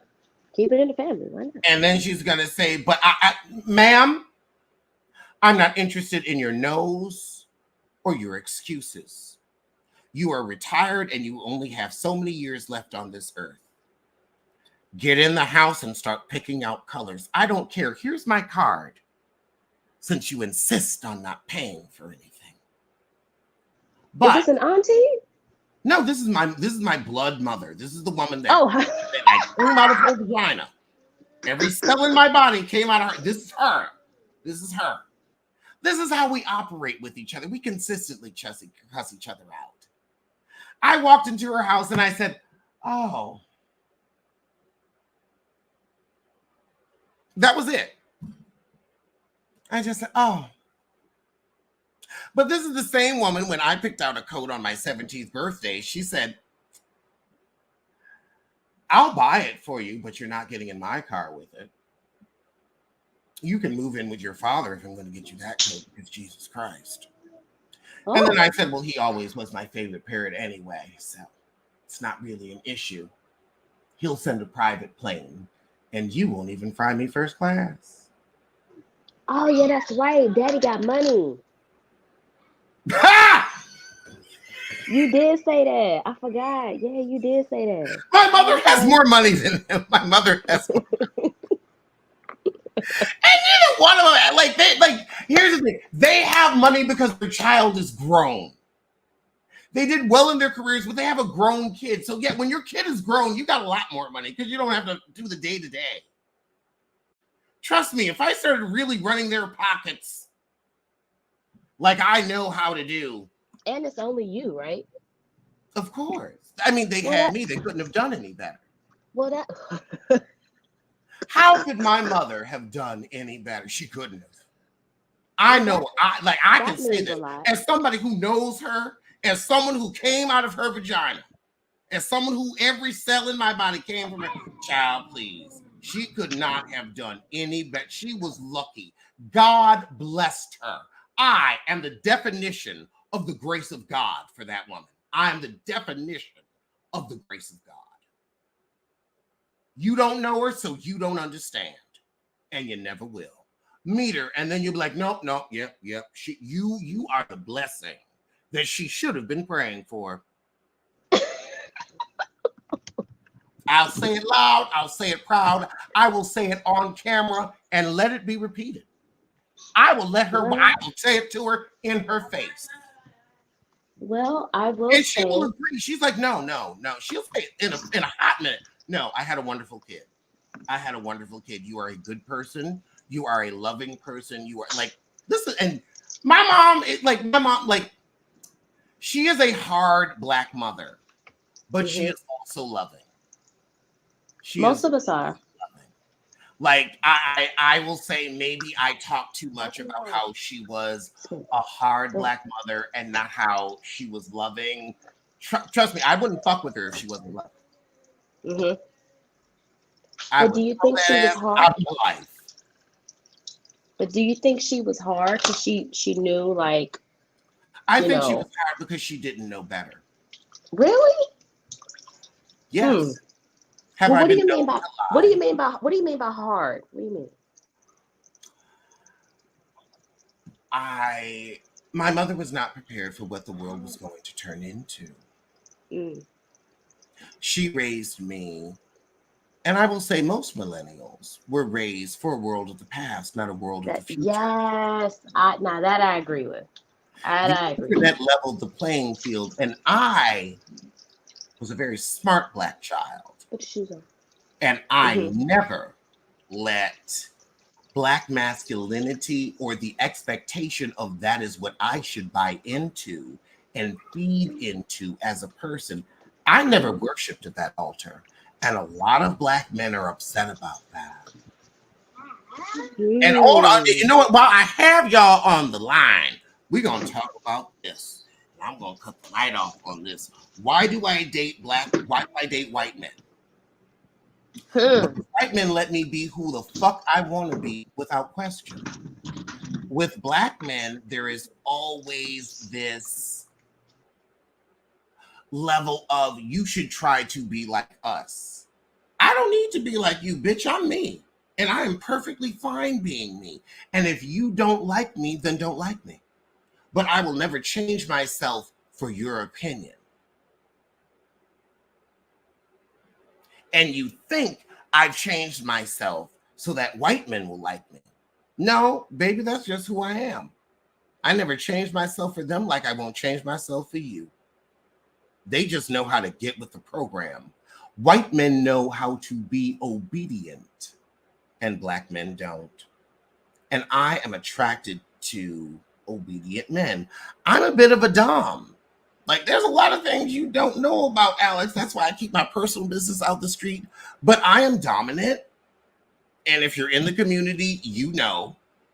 Black men don't get with that. White men don't mind taking orders. White men don't mind doing what they're told, when they're told, how they're told. Black men have an issue with that. Now, why do you think that is? You know what? That's not something I ever had time to sit and think about. But what if you were attracted to him? You wouldn't give him a chance just because you feel like you wouldn't be able to If handle I'm what you're talking attracted about? to you, of course I'll give you a chance. Okay. But what I'm saying is, with what, like, white men do not mind being dominated. White men don't mind that I'm in charge. With black men, it's that terminal black masculinity where they want me to bend to their will, and that's never going to happen. Not in a trillion years. You're going to do what I say, when I say, how I say. White men can get on board with that, black men can't. Yeah, I'm not familiar with the community, so I didn't know that that was a thing. I would definitely say, like, in the gay black community, it's very much tops, like, as in the penetrators are much more in control. Like, black men like to be in control with men, with women. Misogyny still happens when you're a bottom.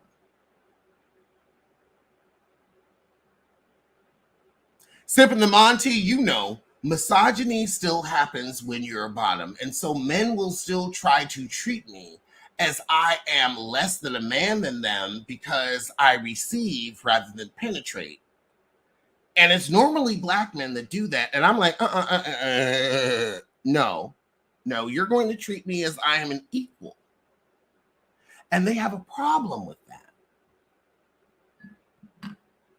Just been my experience.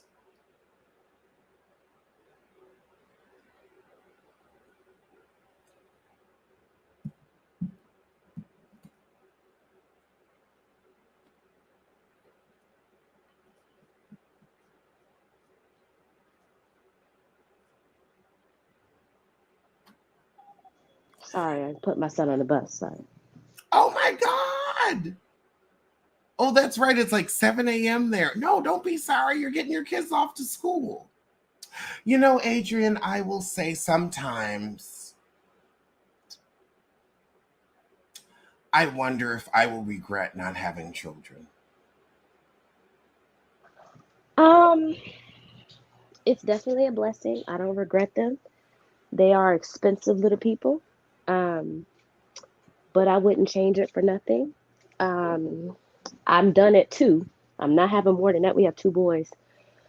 And by expensive, and listen, that's another reason why my husband wants to get the hell up out of here. Our oldest that I just put on the bus, his school tuition increased to 72,000 a year. Okay, first off, hold on. And hold on, wait. Hold I on. We gotta got to fit. turn the light on. We got to turn the light on. We're going to clap and celebrate. Wait a minute. Black woman putting her It gets kids worse. in school for 72,000. No. Because that is the life I wanted. And so I want to, like, here's the thing. Your kids ain't going to thank you. I'm going to thank you for them. Because when they're about 32, honey, I'm going to tell you now. I can Yeah. tell you now. And these are boy children. Yes. These are boy children. You're going to have to wait till 32. But when they're 32, that's when I would even say about maybe 25, 27. They're going to start calling you and be like, Mama, right. And I will say, I've done that with my mom. I have done that with my mom. I will admit it loud and proud. I have called my mother and said, ma'am, you were correct. Now, there were some things where I'm like, honey, you were wrong. Now, that one you fucked up on. My packetry, you fucked up Yeah. on. You fucked that all the way up. Dad carried the torch on that one. You failed miserably. And here, and I will point it out. I will get you when you right, but I will also be like, now we need to do a post-mortem so you can understand where you failed, so you don't have to go through this life again, because we believe in reincarnation. My family, separate story for another time. Anyway, the level of respect that I have for you and your husband, the level of what you're doing, honey. And here's the thing: I am insignificant, but I want to scream from the rafters, you're doing the right goddamn thing. You're doing the right goddamn thing. You're doing the right goddamn thing. You are introducing Black children to the actual world. Mm-hmm. That $70,000 is showing them all the privilege that they can have. It's showing them options that we were never shown. I hit myself I did it dramatically because it needed a dramatic moment, because you know exactly what I'm talking about. Yeah. You are giving them the option. You're giving them the same option that Beyonce giving Blue Ivy and Sir John. And fun fact. Let me tell you, fun fact. Sir Davis is named after Beyonce's kid, Sir. Beyonce's kid, Sir, is named after Sir John, her makeup artist. Oh. I went to high school with Sir John. We both got into the same magnet high school. We both went to performing arts. Oh, I didn't know that's who she. I forgot the little boy name was Sir. And he was mean as fuck to me. Now, here's the thing about Sir John. Yeah, oh no, I'm gonna tell all his business. Because he don't even remember me. But he will. Because I'm coming for your stage, bitch. Now, you sell makeup, I'm going to sell homes. What makes more money? Right. I'm going to have more money and more influence than you, and I'm going to force you to deal with me as you forced me to deal with you all those years ago. I never left it, and it never left me. And I'm going to get even. How? I haven't decided yet, but in the words of the babysitter bandit, I don't know what that is, because everyone always do what I say. But yes, Sir John is her makeup artist. You can look it up.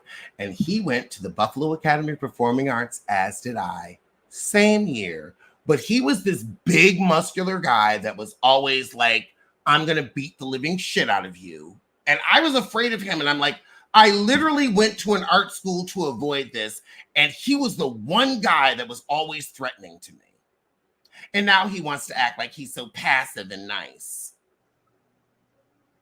I don't know who this is. Sir, that's his name, Sir John. Sir John. Beyonce's makeup artist. He was my bully when I was in high school. I was so happy my family moved to North Carolina so I could get away with him. I had history and art class with him. I remember everything. There's one thing you'll never do. You'll never cross me and think I'll forget. Right. I will know the day, the time to the second. And Sir John, I remember you. And sooner or later, you're going to see me. Look, the best revenge is success. No, the best revenge, and this is my best revenge. If I drop dead, Chris is going to be okay. What? Well, who do you think I'm leaving all my money to? Yeah, but we talk about revenge. You got I want you to be successful that's in his face. My revenge is that I am so successful in business that I can drop dead, and one of the best friends I've had in this world will be fine. We'll always be able to eat off of my creativity. I love y'all's friendship. I do love that. It's nice to have somebody that actually champions you. Yeah. Actually wants.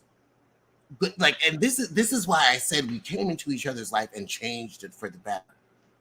Huh. When I told him I'm moving back to Philadelphia and I'm doing a GoFundMe, he said, bet.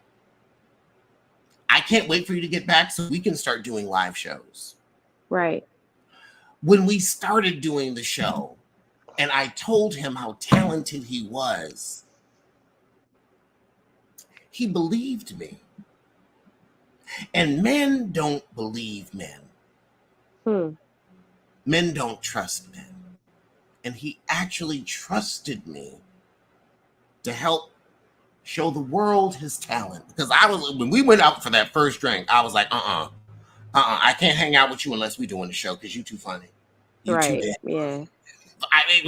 I'm like, I said, we're not going to leave money on the table. And God damn it, we haven't. Damn it, we haven't. And so just to have someone in my life that has changed it for the better. Now, I'm going to tell y'all something that I'm going to tell Chris in his face. Do you think I'm not going to try to get him to become a real estate agent once I get this business going? Yeah, because Do you not think, like, I have this nasty habit of making sure my friends have all of the same option and privilege that I do? look, because And that. our friendship works because I was a more successful YouTuber, Mm-hmm. but I never treated him like that. Mm-hmm. I always treated him like you were someone I want to work with. I've always treated him as a star. Mm. I can say that with truth and conviction. I have always treated Chris like a star. Yeah. And I agree. I think he And should Chris get has the real always estate treated me license. like a star. I actually Hold on. agree. Let's talk about that. Chris has always treated me like a star. Chris has always treated me like a star. Mm-hmm. I mean, there is no other option because I am, but he always has. He always has treated me as a star and as a respected business partner. He's never tried to fuck me over. He's never tried to cut me out. He's never been cruel. Hmm. He's never been cruel. And that's why the show has been going for 6 years, because both of us actually like to work with each other Mm-hmm. and we don't hurt each other. Mm-hmm. And I'm very grateful for that. Has he mentioned being interested in a real estate license? Because I would encourage him to get it if he can. Honey. Now, this is when I have to be the woman of the relationship. He wasn't interested in a podcast, was he? Uh-huh. When I met him, what do you think he was interested in? Was he Mm. like? Okay. And the reason I say that is because I know that bartending life, and that we getting too old for that. I'm sure you do, and I Like, don't. but what I'm saying is we getting too old for that. All that being up 3, 4 o'clock in the morning. So we getting too old for that. What I like about real estate is I can make a lot of money in a few hours and then go home. Like I don't need to be up till 3 or 4 o'clock in the morning pouring nobody's drinks. We just getting too old for that. But And leave if that you for the think young about it, people. maybe the fact that he's been my co-host for so long and I've helped him build his public trust and public persona, it would be a lot easier for him to slide into real estate if someone who knew how to get a license taught him. Listen, he can come work at Douglas Elliman with me. No. Do you know why Why? he won't? Why? Because my father purchased a home from Berkshire Hathaway. So They he'll not work at popping up Berkshire here Hathaway. like that. They're not popping up here like that. They're a very niche market here. Now, if he want to Yes, take they're that somewhere niche and else, wealthy, and I would rather they not. are. Exactly. And so, Well, if he my could also father, work in. if my father can get me a job at Berkshire Hathaway, and He's still again, there. my father is white, so Mm-hmm. this is the level of we gonna go with the white money. We gonna go with the white money. Now, here's the thing. Now, also let's go on and have this conversation Let's because both my go. parents are rich as fuck. Uh-huh. My mother has more money than God. Mm. Again, my mother was the first person to do electronic billing for Medicare and Medicaid in the state of New York. Hmm. She wrote a patent for the software that did that. Ooh. Because the software that actually was supposed to do that had a hole in it, and she had to patch that hole. That is the stock that I come from. Let's not forget it. So, we don't have to worry about those type of things. He, like, it would be a lot easier. Like my mother, she wants to stay in America with her pet and with her friends. She lives very close to her best friend, more money than God. My father does not have as much money as her, but he also has more money than God. He does too. He dean of student services, textbooks. Yeah, he's written several. And a lot of that information is continued use. And he also has investments in things that I cannot mention. But I want you to think about what builds a house. Bricks. And if you get it, you get it. If you don't, you don't. You should tell. I got a company you should tell Pops about. Make sure you play this back for him. It's called, write it down. It's called F as in Frank, B as in boy, R as in Robert. They are an Australian robotics company. And they have a big robot that's the name, and the reason it sticks out to me is because the name is close to my name. The name of the robot is the Hadrian X, and it's a brick laying robot. Now they have a $250. Oh, wait. No. I think you misunderstood what I was saying. I'll tell you it privately. Oh, I'll tell you it privately offline what my dad is into. But I say that to say I have one parent that stays in America. I have one parent that does not. I'm more leaning to the I'm not going to stay here. But I also know what I can invest in where I'm like, oh yeah, I can be out in a minute. I'm also interested, and this is something on a personal level. And now, how long have you been married? 11 years. Okay. 11 years. I'm happy for you. Sincerely. However, I'm unhappy for me. I have done the New York and the San Francisco thing for a minute with these exorbitant prices. And I am also going to be running a bit of a social test to see if living in Philadelphia will help me land a man easier because we won't have these exorbitant price costs where men can afford me to take me out on the dates that I deserve. And I can take men out on the dates I feel they deserve, and it's not going to break the bank. Because you got your man 11 years ago before all this inflation and shit took place when dating was still affordable. Dating at this age, you got to have 2 jobs. Yeah, but I also got my man at work. Like that was a very specific situation. He was the friend of my mentee. They were in the class after me, and I was a mentee to his homeboy. And that was like a Adrian, I met him at the office. I want to ask you, but there are some, but because you've come in this chat several times and you've always shown me the utmost respect, there are some questions that I want to ask that I'm like, I'm going to keep that. Well, I'll ask you that offline. Okay. But he was in your mentees class in real estate. Yeah, they were. No, in investment banking. We all started off at JP Morgan. Oh, you see now, baby, you buried the lead.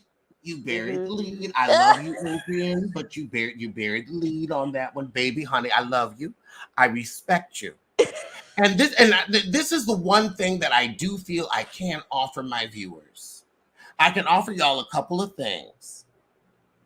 Humor, a warm place to feel respected, more humor, and things like telling a story. Like when you tell a really good joke, I'm the first one to say, ma'am, pause. Don't keep talking. No, because what you're saying is funny after that. You got to pause and let us laugh.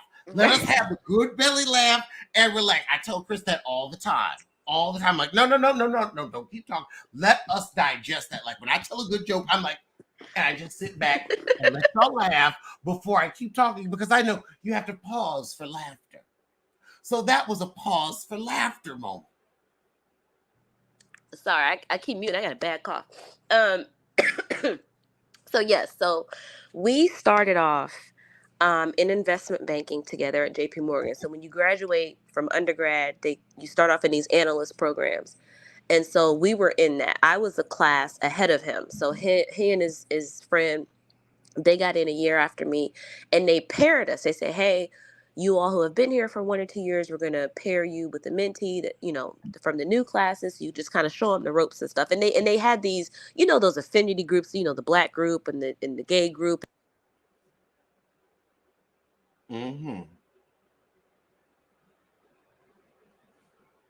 Being really, really cool. Went to church together. We go to Brooklyn Tabernacle downtown. And we ended up just developing a friendship and started dating after that. And we ended up getting married. And then a few years after, I ended up leaving financial services specifically to do real estate because I was doing so much of it at work. And this is like 2008, 9 financial crisis, like all that was on the back of that. And so I was doing a lot of real estate stuff and ended up leaving. Husband stayed in financial services and he worked his way all the way up. Now he is director of investments for one of the city's pension funds. So he has about $4 billion under Wait, management. no. The word is actuary, ma'am. Remember? No, I remember we actually Wait, talked hold on. about Now, that. is the word actuary or am I No. incorrect? Remember we talked about that when I called and remember because you talked about his deep voice. That was my husband. Yeah. Oh No. my God. Yes. Remember? That was my husband. Yeah. Does he have a gay brother? Not a gay brother, but he does have a gay cousin in Harlem. He's really cute too. Harlem. Yeah, he's young though. He's like in his 20s. He's cute though. Oh, Jesus. I know. But I mean, this is useless. Just say so. Like, honey, I can't. oh I no am. no no no I no! am I 40. know. I'm going to be 42 in December. Either I'm going to date a 25-year-old that I completely subsidize your life, and I'm fine with that. I am fine.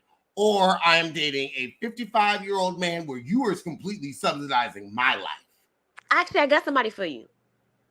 Because How much? listen.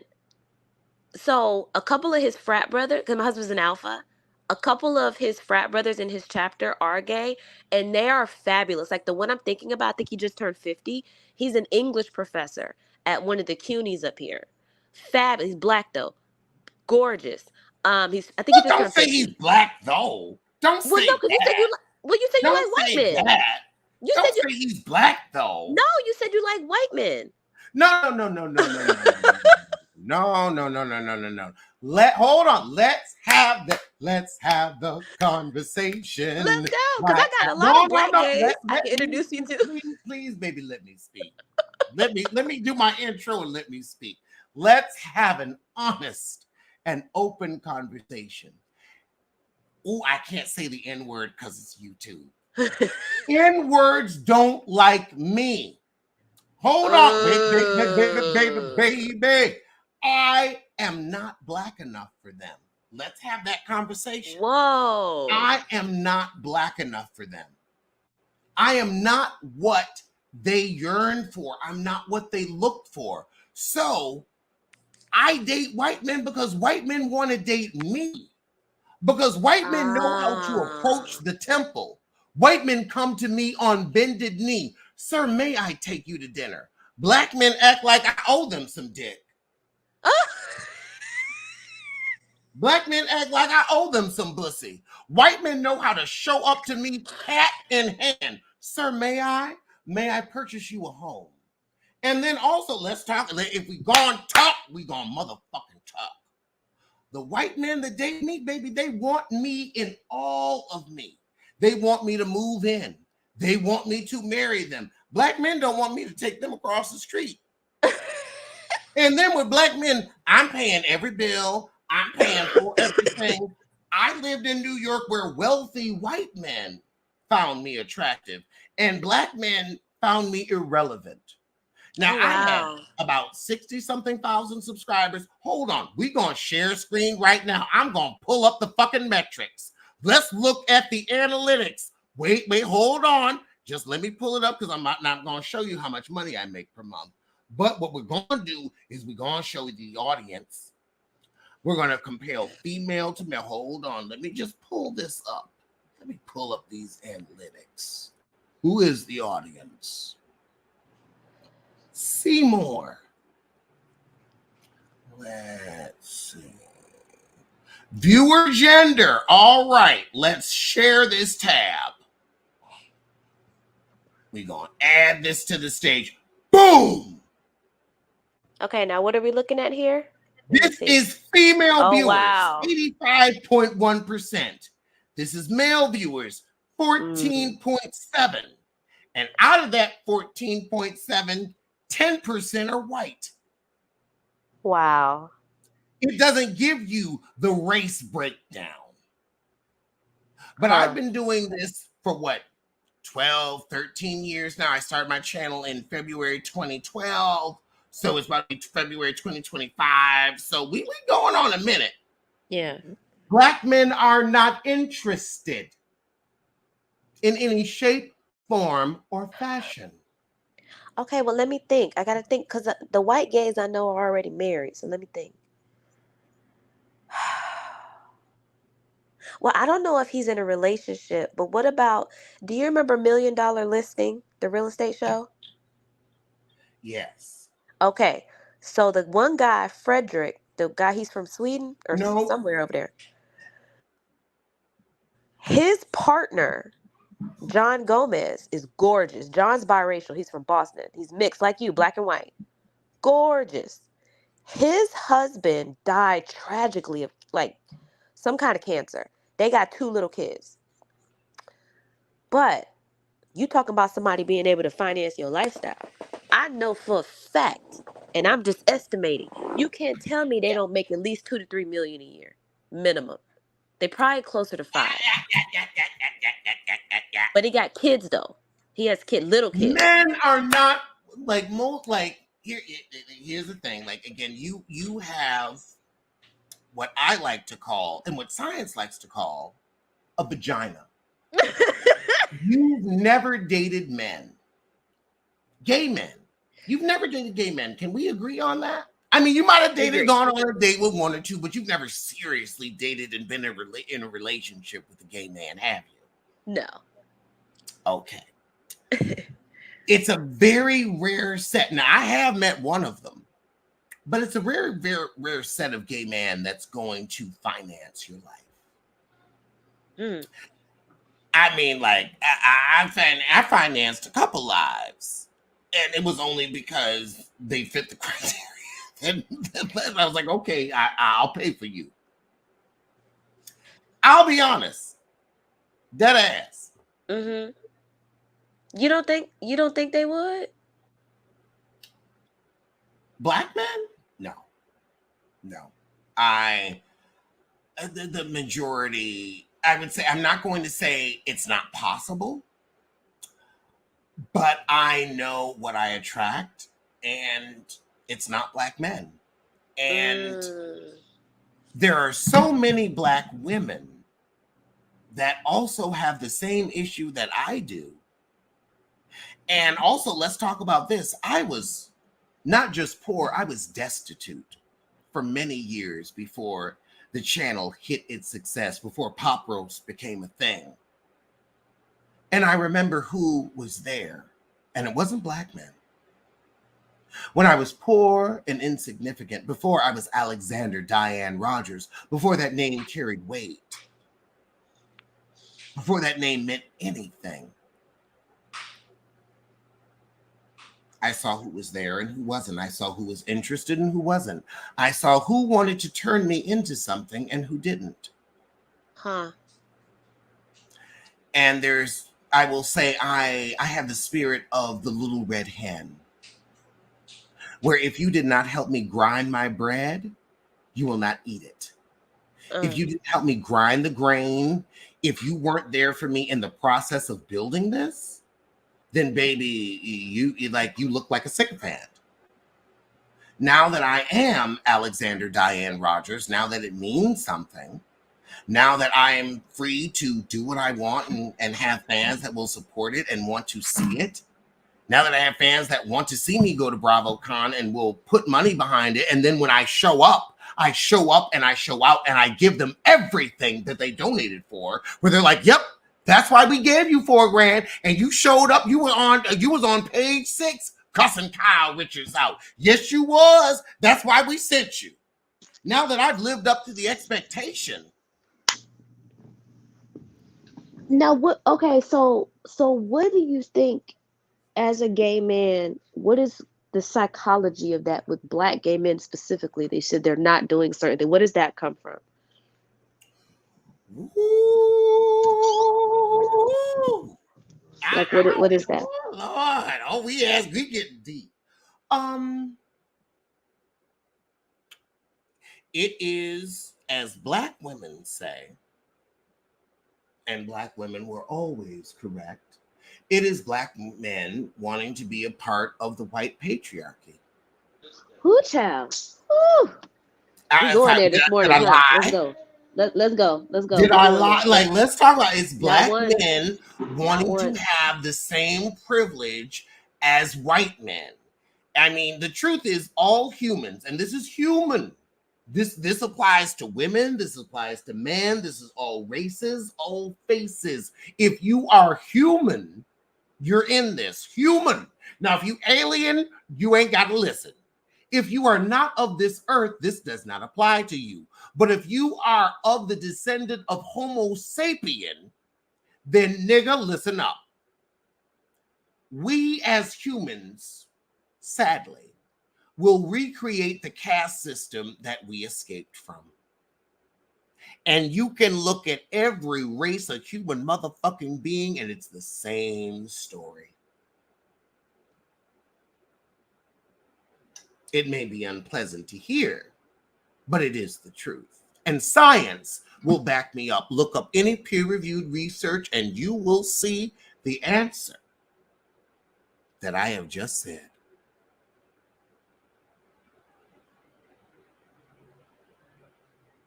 So that's a I big part wonder of it. I wonder why the necessity to emulate or recreate the power that white men have instead of having our own power though. Like why do we want that? Because their power is often destructive and sometimes in terms of their relationship Their with us power is as a also, community. it may be destructive, but it is also absolute. Mm. And absolute power is something that attracts human beings.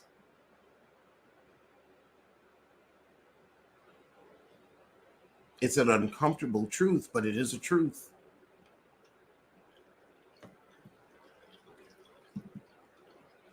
So what is going on in your community specifically where you said that you weren't black enough for them? What does that mean? Ooh, well, okay. I'm going to start with my biggest issue. Let me get a cigarette for this. And Siri, you weren't meant to because this is a conversation for black people. So shut your monkey ass up. Always interrupting me. Bitch, interrupt and pay a bill.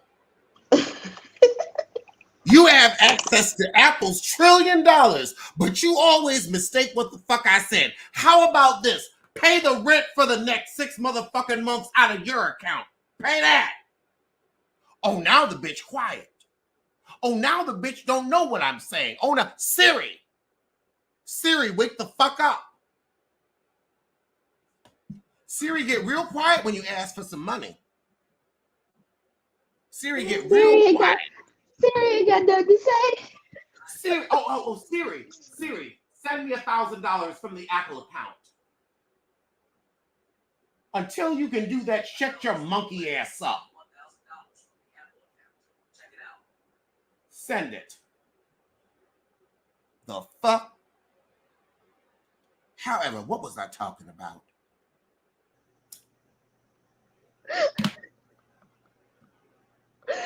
is Siri jumping in the conversation about some black topics? What? My lord.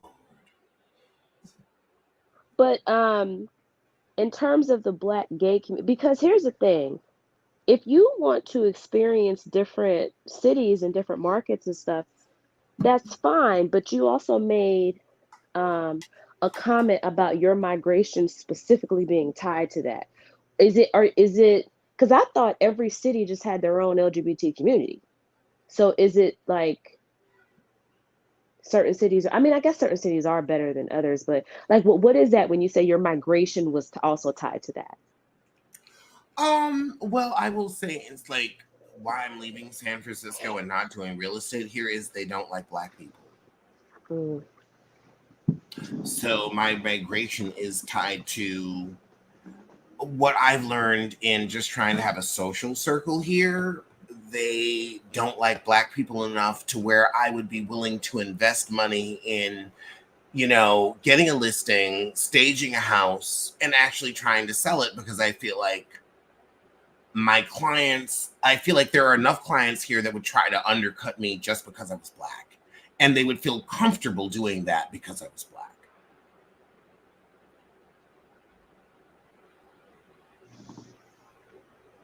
I feel in Philadelphia that would not happen as much.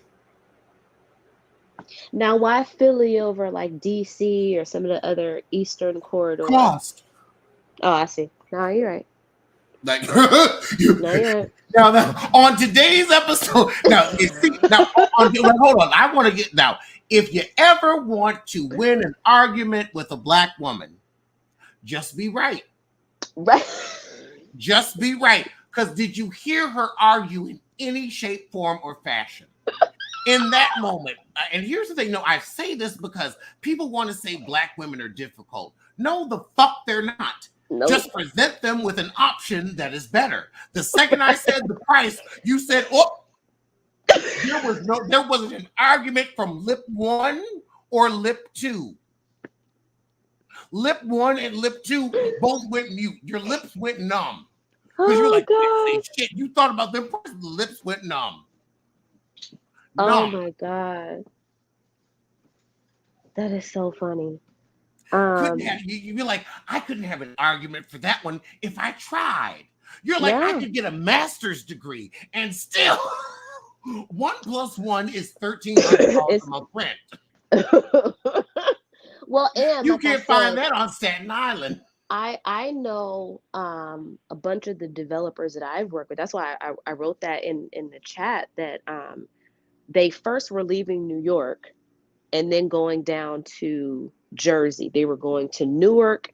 They were going to girl. Right. Girl, And hold on. We're gonna make a shit ton of money because if they looking at Newark, honey, how soon do I need to be there? But the thing about it is Newark so they were looking at Newark a few years ago. I have a personal question for you. Okay. Personal question. Where are we going to have our business lunch so we can figure out how we're going to make all this money? Because Jesus Christ, if they're going to Newark, when are you coming back here for real? What we're going to do is we're going to record all of our business dealings. And this is going to be an example of showing other black people. This is how blacks get together and share the money. When are you coming out here for real? I want to be out there before my birthday. I mean, listen, okay, I'm gonna DM you my information on Instagram so that you'll have it. Save everything, my phone number, my email address, and let me know when you are coming for real, because I am still in school. Now, this semester ends, I think, the first week of December. But I can meet you anywhere. That's an Amtrak ride away. I can meet you down in Philly. I can meet you in Jersey, whatever. Chris or if you come up here. In New York. Call me when you get here. Why I'm moving back is so that we can do I feel like at least we'll do one episode a month together. And then we'll also be doing live shows. So I'm an hour and a half away. Listen, we need to seriously. I put a notice to my about apartment, this. I'm coming. I'm done. Yeah. I am So done. you did you find it? What is this? October 1st? Did you find a place? I have not found a place Yeah, that's why the GoFundMe is 7,500 because we're going to figure it out. Do you have somebody you working with in Not Philly? yet. Now I don't have enough money to pay you. No. Well, I'm I got trying to to figure it see. out on my own because I'm not going to, as a real estate agent, I'm never going to ask you to do nothing for free because I know exactly what that is. Well, no, I'm but not, I'm I can wondering. figure it out on my own. But I'm wondering if they have the no fee buildings like we have. I don't know that market, but I'm just wondering if they have some. Oh, girl, oh yeah, totally different, totally different. There's no such Oh. thing as a fee down there. Mm. That's why I was like, girl, don't worry about like there's no such thing as a fee down there. They don't You charge for only rental have brokers services. in New York and San Francisco. Huh. Okay. And quiet as kept, I didn't need my broker here. Well, and that's also because you're familiar with the industry. Once you know what the language is, and, True. and you can copy and paste that knowledge anywhere. So Exactly. yeah. So I'm like, I don't want to like, that's why I'm like, I don't want to waste your time on that. But what Well, yeah. I want us to spend time on, especially because we have reciprocity, Facts. And ma'am. like I said, my Hold on, so what hold on. Let's go on and talk. I'm going to say the ugly part out loud. Here's my plan okay. because I've learned in one thing in this life I will never do, and that's tell a black woman what to do. I will never, ever, except my mother. Now, that is a black woman. I will tell her what to do, when to do, and how to do it. And if she doesn't like it, well, then you shouldn't have had me. Then you shouldn't have had me because this is a problem you literally birthed. Mm. And I'll tell you this in her next life, because we believe in reincarnation in my family, she is going to be the first. She's just going to cross her legs. I'm not having children. In her next life, I guarantee you, she will say, I'm not having children. I don't know why. I can barely remember, but it will be because of me. It will be because of me. I will Because I say. will say I have worn that woman out. Mhm. And at 41, I'm still like, and I've just begun. I'm gonna tell you, as the mother of black sons, you will always be her baby. I don't care how old you are. You are her baby forever. Okay. I guarantee there is nothing in this world that woman wouldn't do for you. I don't care how hard she is or may have been. You are her baby. You will always be. Know that. Mine are only 8 and 5, but I understand what that feeling is like. And she is my mother, and I will always, like, there is no one on earth that will protect her more than me. And there are some questions that she asked me, and I was like, I did that to protect you. Hmm. And now she's starting to understand, like, oh, you really, like, she's like, I was like, baby, I was in the army. Like, I know a lot more about this world than you think I do. Mm, Because you always think I'm a child, and I'm like, I'm a very grown man. And I hmm. love you very much. And a lot of the things I've done were to protect you so that I Mm. could live my life freely and you never had to suffer the consequences of that. Huh. And I will say that I'm a son that thinks I never want my mother to suffer the consequences of my actions. Hmm. But yeah,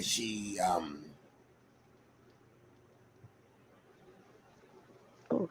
I grew up in a life insurance family where she was always like, look, if something happens to me, I'll be fine. And I'm like, and nothing's happened to you. So where Hmm. is my money? You were supposed to be dead. I'm supposed to be rich, but you're still alive and I'm still irritated. Why are you here? I Oh already picked out where I was going to scatter your ashes, and you have exceeded those expectations by 6 years. I'm my God. Look, disappointed in you. Alex, you're an only child. You don't got nobody to split that with, Honey, after my man. mother had me, how should she do any better? I'm saying you don't got nobody to split that with. She leaving everything to you. Every dime. Child. Every last penny, every last patent. I've already picked out my yacht. Now, I told you before you should get into multifamilies and commercial mixed use and stuff. You're gonna take some money and put it to use. That's what you take her money and do with it.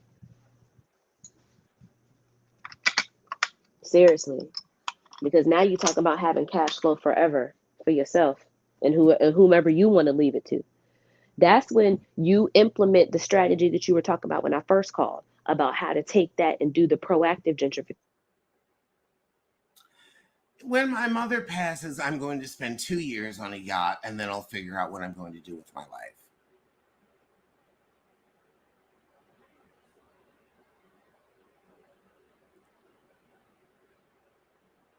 Like, honest to God, I will just set fucking sail. I'm like, I'm There, done.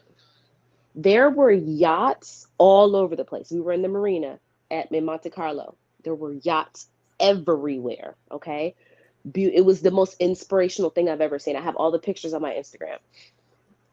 Then this one guy pulled up with this yacht that looked like something out of a James Bond movie. His yacht was so big, it had a little garage on the side where a smaller yacht came out. Like there are levels to this yacht Oh, the thing. Tinder. I That's a Tinder. That's called a Tinder.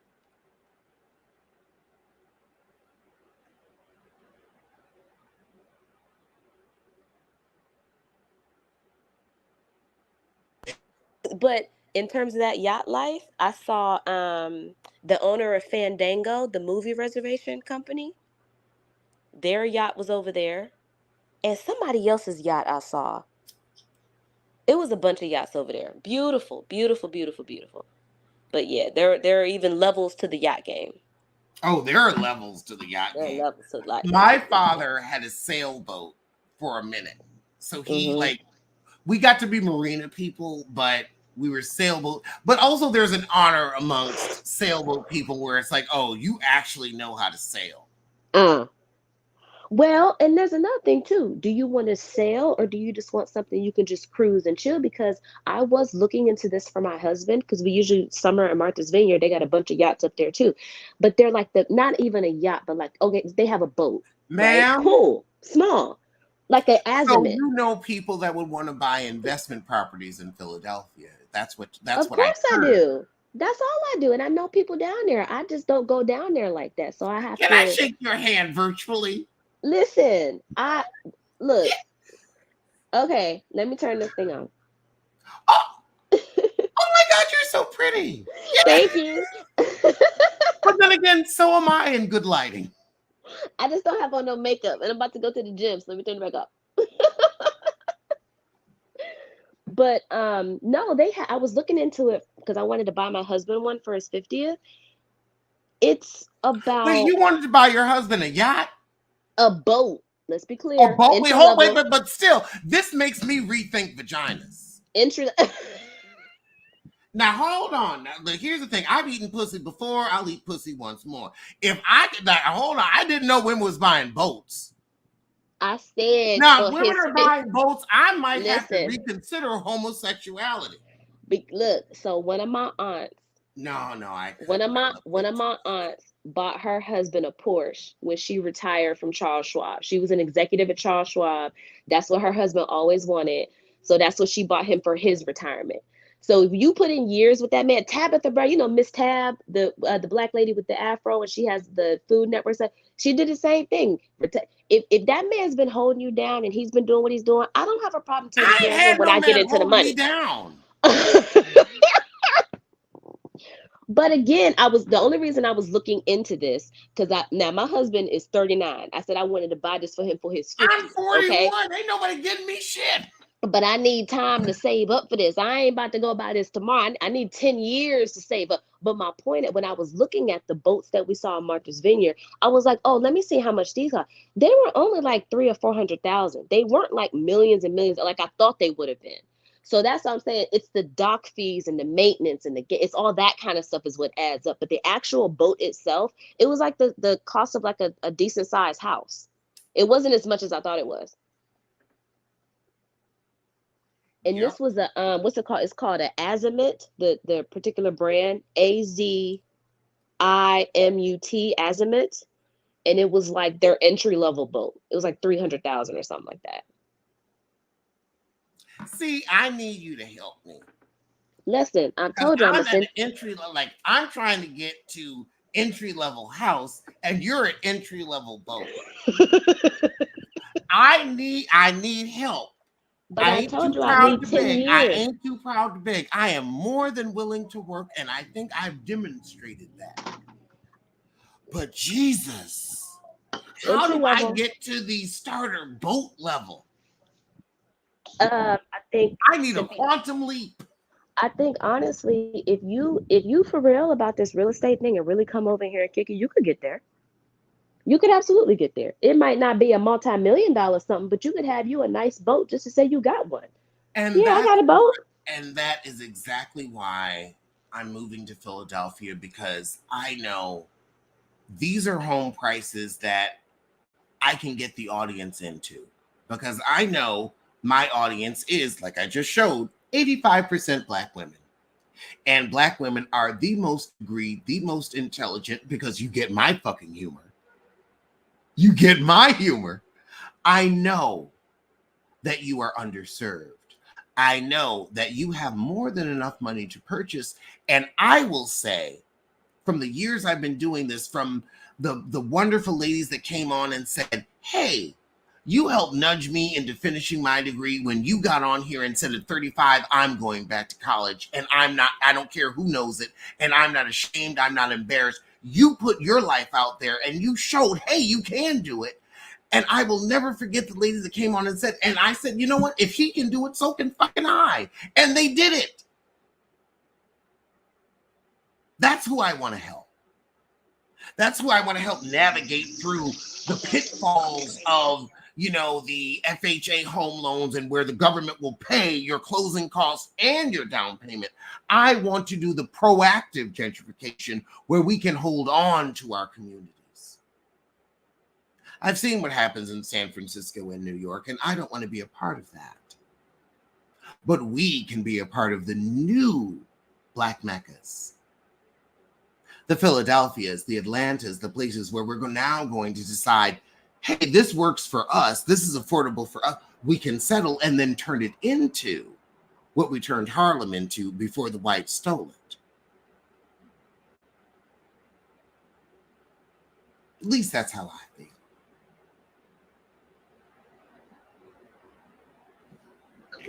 Yeah, sorry, I had to make my mother-in-law a cup of coffee real quick. You're welcome, Mom.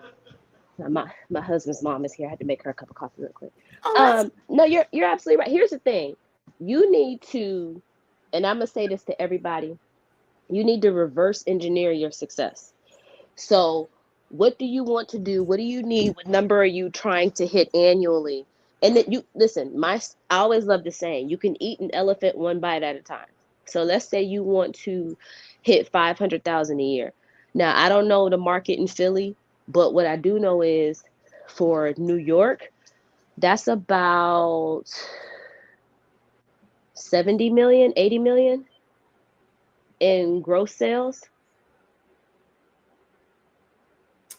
yeah, I'm okay. I don't need I, I would like I would love to be like a quarter of a million is all I need. I just need like an affordable house. I don't want all the things that come with that.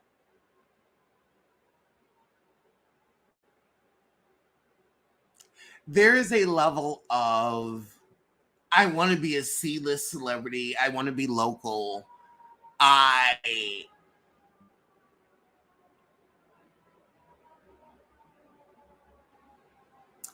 I want to be able to do things locally, but I don't need to be on a national level, because I know what comes with that, and I just don't have the energy for it. Are you going to only work in specific neighborhoods? Are you only going to Yep. work at a specific price point? Okay. But very like this is for me. I want to focus first when I get there on starter homes and starter home prices. Hmm. because that is the market that I deal with. That is what I like.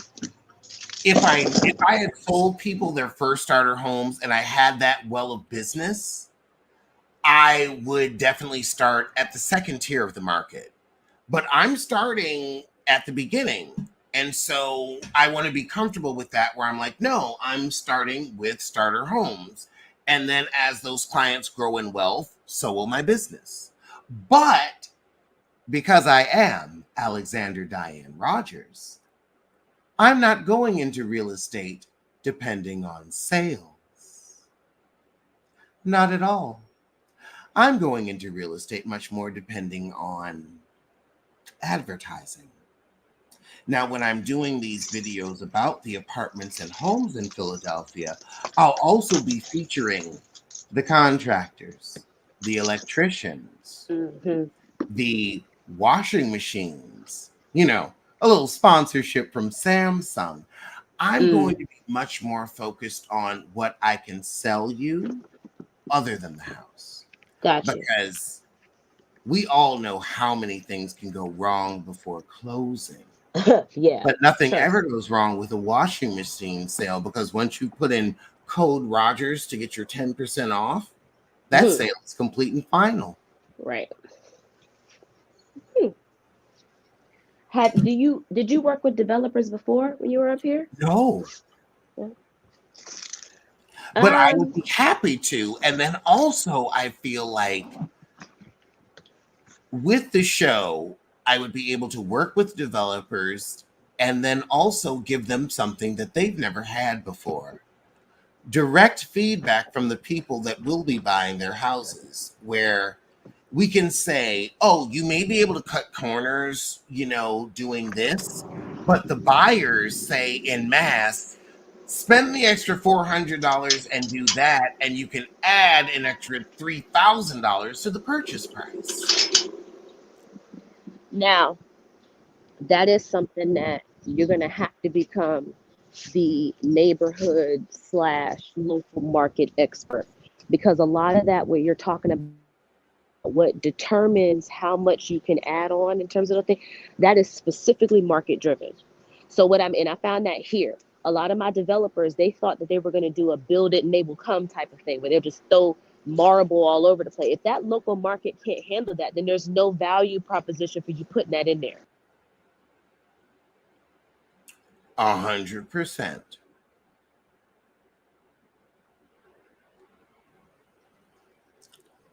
Damn, I want to show. Hold on. I was actually looking at a property earlier and they Because did with them, something. you can get paid multiple times. So you're representing them on the acquisition as the buyer's agent, but then you're also representing them on the seller's agent whenever they get finished building whatever they're building. So whether or not you're going to sell those as condos or selling townhouses, they're renting. So you're going to get paid on both sides of the transaction. That's where the real money is. That's where a lot of them on $1 million listing, that's why they were getting paid so much. They would help the developers find something to buy and then turn around and sell all the condos when they finish building everything. So Yep. you're getting paid on both sides of the transaction. So and the value proposition is, let's say they have whatever neighborhood you were showing before in Philly, they want to throw up something. You can say, hey, listen. And you got to understand, most of the time, these people are pretty smart too. They're going to have their own internal teams that are doing a lot of this research on whatever market they're trying to get into. But you can actually bring them to, what the community needs. Like I said, introducing the thing about the tax credits. I had developers that didn't even know about that, but that was a value that I added to them. Now they won't work with nobody but me. And also, like, there's this, like, for example, there's this property. Now, Okay, what neighborhood is this? this is hold on. This is Philadelphia. This is in the, let's see. Where'd you go? See, they have townhomes and like that too down there. It's in the Point Breeze neighborhood. Okay, I don't know But nothing about. I want to know how they were able to get this hot tub on the roof of this building because most Oh, exactly. they And this use is cranes. Yeah. No. Now I know how they lift it up, but my question is much more of a structural engineering question. How on earth, Hmm. like, did you, because hot tubs weigh thousands and thousands of pounds. Uh-huh. Normally, if you put that on the top of a roof, do you know what it would do? Uh-huh. Crash through the entire building. Right. So Right. I want to also focus on things like this where people can have starter homes, but maybe have a little retrofitting where you can Mm. have a hot tub on the roof where I can poach clients from New York where it's like, oh yeah, like you've got 1.5 million in New York. You can't do shit with that. But you take that to Philadelphia. Oh, now you're rich and you're still only an hour and a half away from the city, just like in Brooklyn. Uh-huh. So it depends. So I know the ones that have done that in Midtown, it depends on the zoning. And if you're zoned for an area that doesn't allow that, you have to get all type of variances and stuff. It's way it looks really cool, but the beginning process of getting all that approved is very cumbersome. And The again, fact that they have this approved means it can be done. oh, of course it can be done, but what is the value of putting that on now again on the I don't know that market down there. So let's say Now hold on. Now this is the difference. Now I am trying to sell a forever home. A okay. forever, like, I like, this isn't for people with kids. This is for women, Okay. that this is for, like, I'm marketing this to black women, that because Philly is 40% black, so you can still find a man there. This is for black women that have purchased homes, that now want to, send their kids to college, have a little extra for retirement, and they don't want to live in New York anymore. But they're like, you know what? I want a nice house. I still Hmm. want to have city access, city amenities. This is for you. Hmm. And again, the price on this with all this shit in it is 400,000. Hmm. So if you're selling an apartment, your mortgage is going to be $2, $3. It's 22 But cents a month. what about the young professionals in the area that would look at that as a starter home? What about like the young attorneys and the young accountants and the ones who have the money to get the mortgages? Look and say, hey, let me get this as a starter home instead of trying to move to the suburbs or I'll some sell to them. detached whatever. Now, here's the thing, I will sell to them too, Okay. but my audience is black women ages 35 to 55. My aunties, my Okay. gunkles, like The gun. that's who I get online, and that's who's been with me. That's who was watching me when I started in real estate. That's who's been with me all these years. We've been on this ride of life together, and that's where we all are at this stage in our life. Right, So right. there's the level of advertise to who's coming to you. And I feel like my audience is either they're looking for something like this in the future, or they're becoming empty nesters in the moment. We're all, Okay. we're all black 40 somethings, or we're in our early 40s, but this is our second act. We've Mm-hmm. raised our children, we've had our families. Mm-hmm. Mm-hmm. And I will say, like, that is the cool thing about being the gay fun uncle, is I see the world from that aspect. Mm. Like, you will be able to be a realtor to mothers and in a way that I never could, because I never had that. Mm-hmm. Mm-hmm.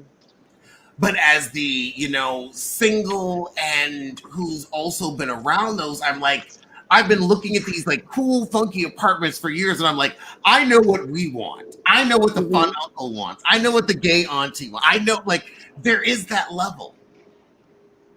So what else is going on in that neighborhood? Like we talked about earlier, you talked about the amenities that are close by. I talked about the 15-minute city model. Besides just the house itself, because now you're talking about women who may or may not need to think about schools, right? So what Yes. else do I right? So what else is going on that age group would want to have within walking distance, within a short drive? Is that the neighborhood, not just the house? Is that the neighborhood? That's where I say your value proposition comes in being the local expert. If I send you somebody, say, Alex, I got somebody down here that's retiring, they want to go ahead and just do their second act or whatever in Philly, I give you their whole profile. I need you to be able to take that up and immediately say, okay, I'm taking her here, here, here, and here. Now you got to be careful because steering, remember, that's against federal housing. Steering. You can't steer people. Yes, You yeah, it can't steer sure people, is. right? But what you can do is become the neighborhood expert. If you can look at somebody's profile, and if they're telling you, hey, I want these things, because I know the neighborhood here, I can say, okay, that these things are in this area, these things are in that area and whatnot. So you could Like if know, you're a foodie, I'll be like, okay, yeah. you a foodie? Are you into more like are you into more sushi, American cuisine? Like Hmm. what's your favorite type of cuisine? Like, do you need to be near your favorite cheesesteak place? Or are you more of a grocery store girl? Because if you're a grocery store girl, I will know the apartment that has 3 grocery stores within a 10-minute walking distance, not even 15. I'm gonna And tell I you can who say else. that from personal experience. I'm like, I need 3 grocery stores. I need a Trader Joe's, I need a Whole Foods, and then I need a regular commercial where I can get my Lucky Charms and Fruit Loops as a Fruit Loop. Hmm. Yeah, I mean, there's so many different ways that you can come at. I was looking at partnering with the traveling nurse company because Ooh, because they have they need. make a lot of money. They make a lot of money, and they need to be housed wherever they're getting placed. So that you talk about a need, like, and sometimes the companies would pay my fee. Like there are so many different ways you can look at Ooh. trying to narrow down on the niche that you're talking about. Because my thing And is, Adrian, I will also say this. At 41, I know me. I know what I'm good at, and I know what I fail at miserably.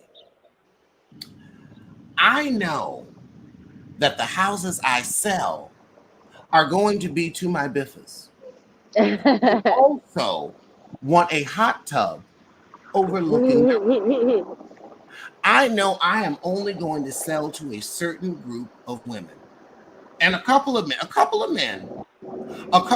that have the same vision that I do, and a couple of men that also know happy wife, happy life. hmm. I'll say this: if your man is willing to buy a house for me, you're gonna stay with him because that means that house is to your specifications, and he knows how to live in your world and be happy in it. That's Oh, it. I don't show married couples separately. I don't because I have I that happened to me twice when I first got my license. I said I never do this again. You meet with the husband, he's agreeing to all kind of stuff. Next thing you know, that wife can say, "Hell no, The fuck I don't, that wife will I say the fuck in a hot minute. uh Let me tell you something I know about the women. If I can't see myself preparing meals in that kitchen or getting dressed in that bathroom in the morning, I'm not living there unless you have somebody that's going in knowing that they're going to be okay with the renovation. If you have somebody that's okay, whatever it is, we're just going to renovate, that's fine. But if somebody wants a finished product, that woman's not doing Oh that in wait, that hold on. kitchen. And Joan Crawford, you're gonna tear down that bitch of a bearing wall and put a window where it ought to be. They don't play about that because that's that woman's sanction, and she's the homemaker. That's her thing. That is her castle, When my mother and she was need to be building her happy in that house, castle.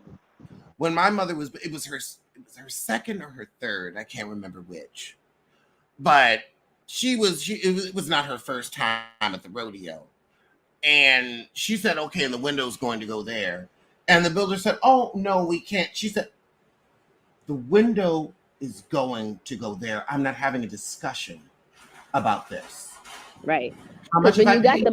Because when you got the money, the architect can Oh no, figure out she how to will. make it work. How much have I paid you? Right. This I isn't a bet you conversation. between the architects and the engineers, they can figure out how to make it work and how to make it structurally sound. I've seen them do it. It'll be And she expensive, but they called can that do it. architect right over there. She said, "Sir, come here." And when my mother But it's does this, it's not pleasant. But that's exactly why I'm saying your mother, when she was looking around, couldn't find what she wanted. She said, "You know what? Screw it. I'd rather just build." That listen, women don't play about that. If I can't Oh, see well, my myself mother in that built to space, outdo her. Well, my mother built to outdo her sister because oh my Lord. mother's. Well, no, my mother's sister's husband built her a house, and so my mother said, "Well, I'll just build one bigger and nicer with my own money." Oh, oh, okay. My mother's sister always had to marry rich, and that's where I learned it from. My mother, well, she's her. She's alive,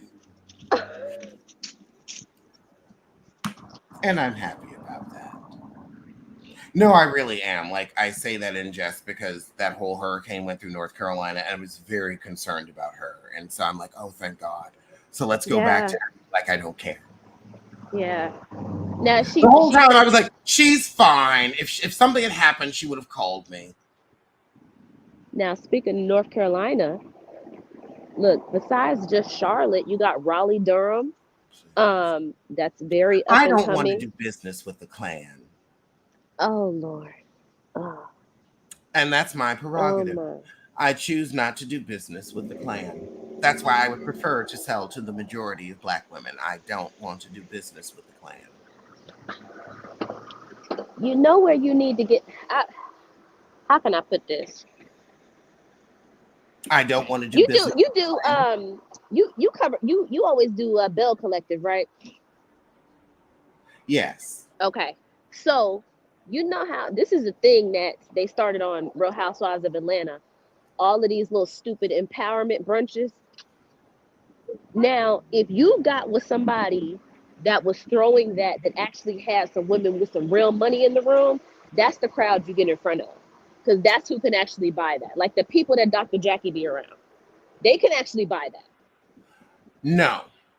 Okay. And here's why I'm going to say no. Um, what I've learned in real estate is people with that kind of money. Oh my God, I have a great quote. Have you ever seen the movie Heartbreakers with Sigourney Weaver and Jennifer Love Hewitt? No. Damn, you missed out on a good movie. You got to watch that Uh-uh. one. It's They old. played grifters. And Sigourney Weaver said this line in this movie I will never forget. Jennifer Love Hewitt suggested they go to Palm Beach to try to find their new mark. And she said, forget it. Palm Beach, people that rich are already suspicious. And that girl, and you saw how you laughed. But why People would they that be suspicious? rich But are why would they be already suspicious? suspicious. But why would they be suspicious of you? Because people that rich are already suspicious. So outside of the YouTube channel, because if your channel goes to all over the place, how are you going to specifically get in front of that Philly market? Well, no, I can get in front of the Philly Arsenal because the apartments are actually affordable for regular people with regular jobs. Okay. It's the multi-million dollar apartment. Like, I'm going to put up listings in New York because I have reciprocity, but I'm not expecting to sell them. It's more and this kind of goes into something else I wanted to talk to you about. I plan on making my money in real estate through advertising, not through actual sales. Uh-huh. But where'd you go?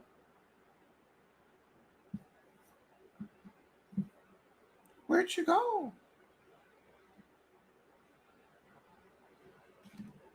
I'm sure she'll be back in a minute. Let me put the link in.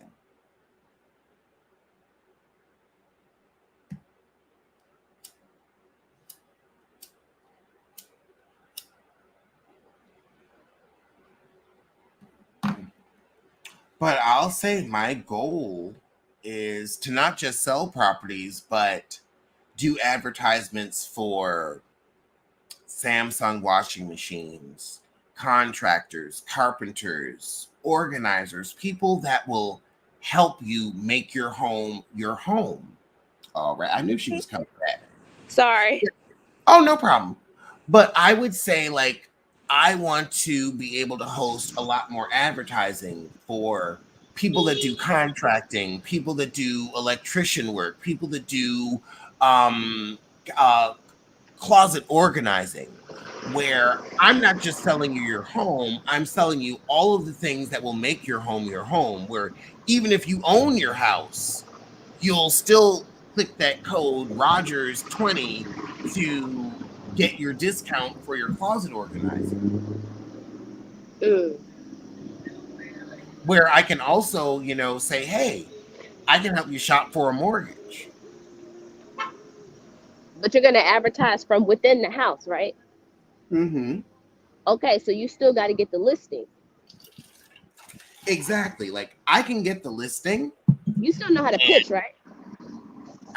Well, you can always help me with that because I'm always open to new ideas. Okay. So that's the thing. You still got to get the listing so you could do all the filming in the house. And I don't know about the laws in Philly, but I know up here you got to ask for all type of extra permission to do that. But I mean, listen, it's another revenue stream. I don't knock it.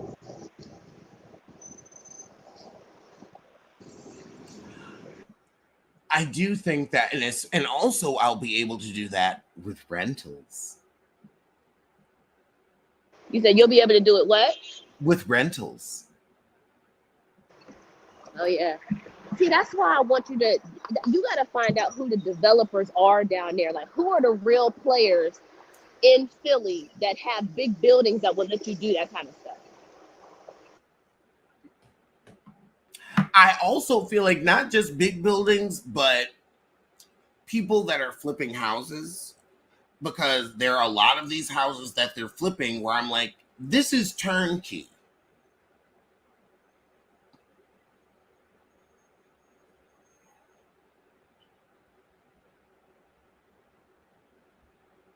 My goodness, but it is 5 a.m. here, and I better get to bed so I can get started on tomorrow. But I will see y'all soon. Alex, I'm gonna DM you on my information, okay? Okay, yeah, you DM me, and I will talk to you soon, hon. Thank you so much for all this information. Okay, bye. Bye, hon.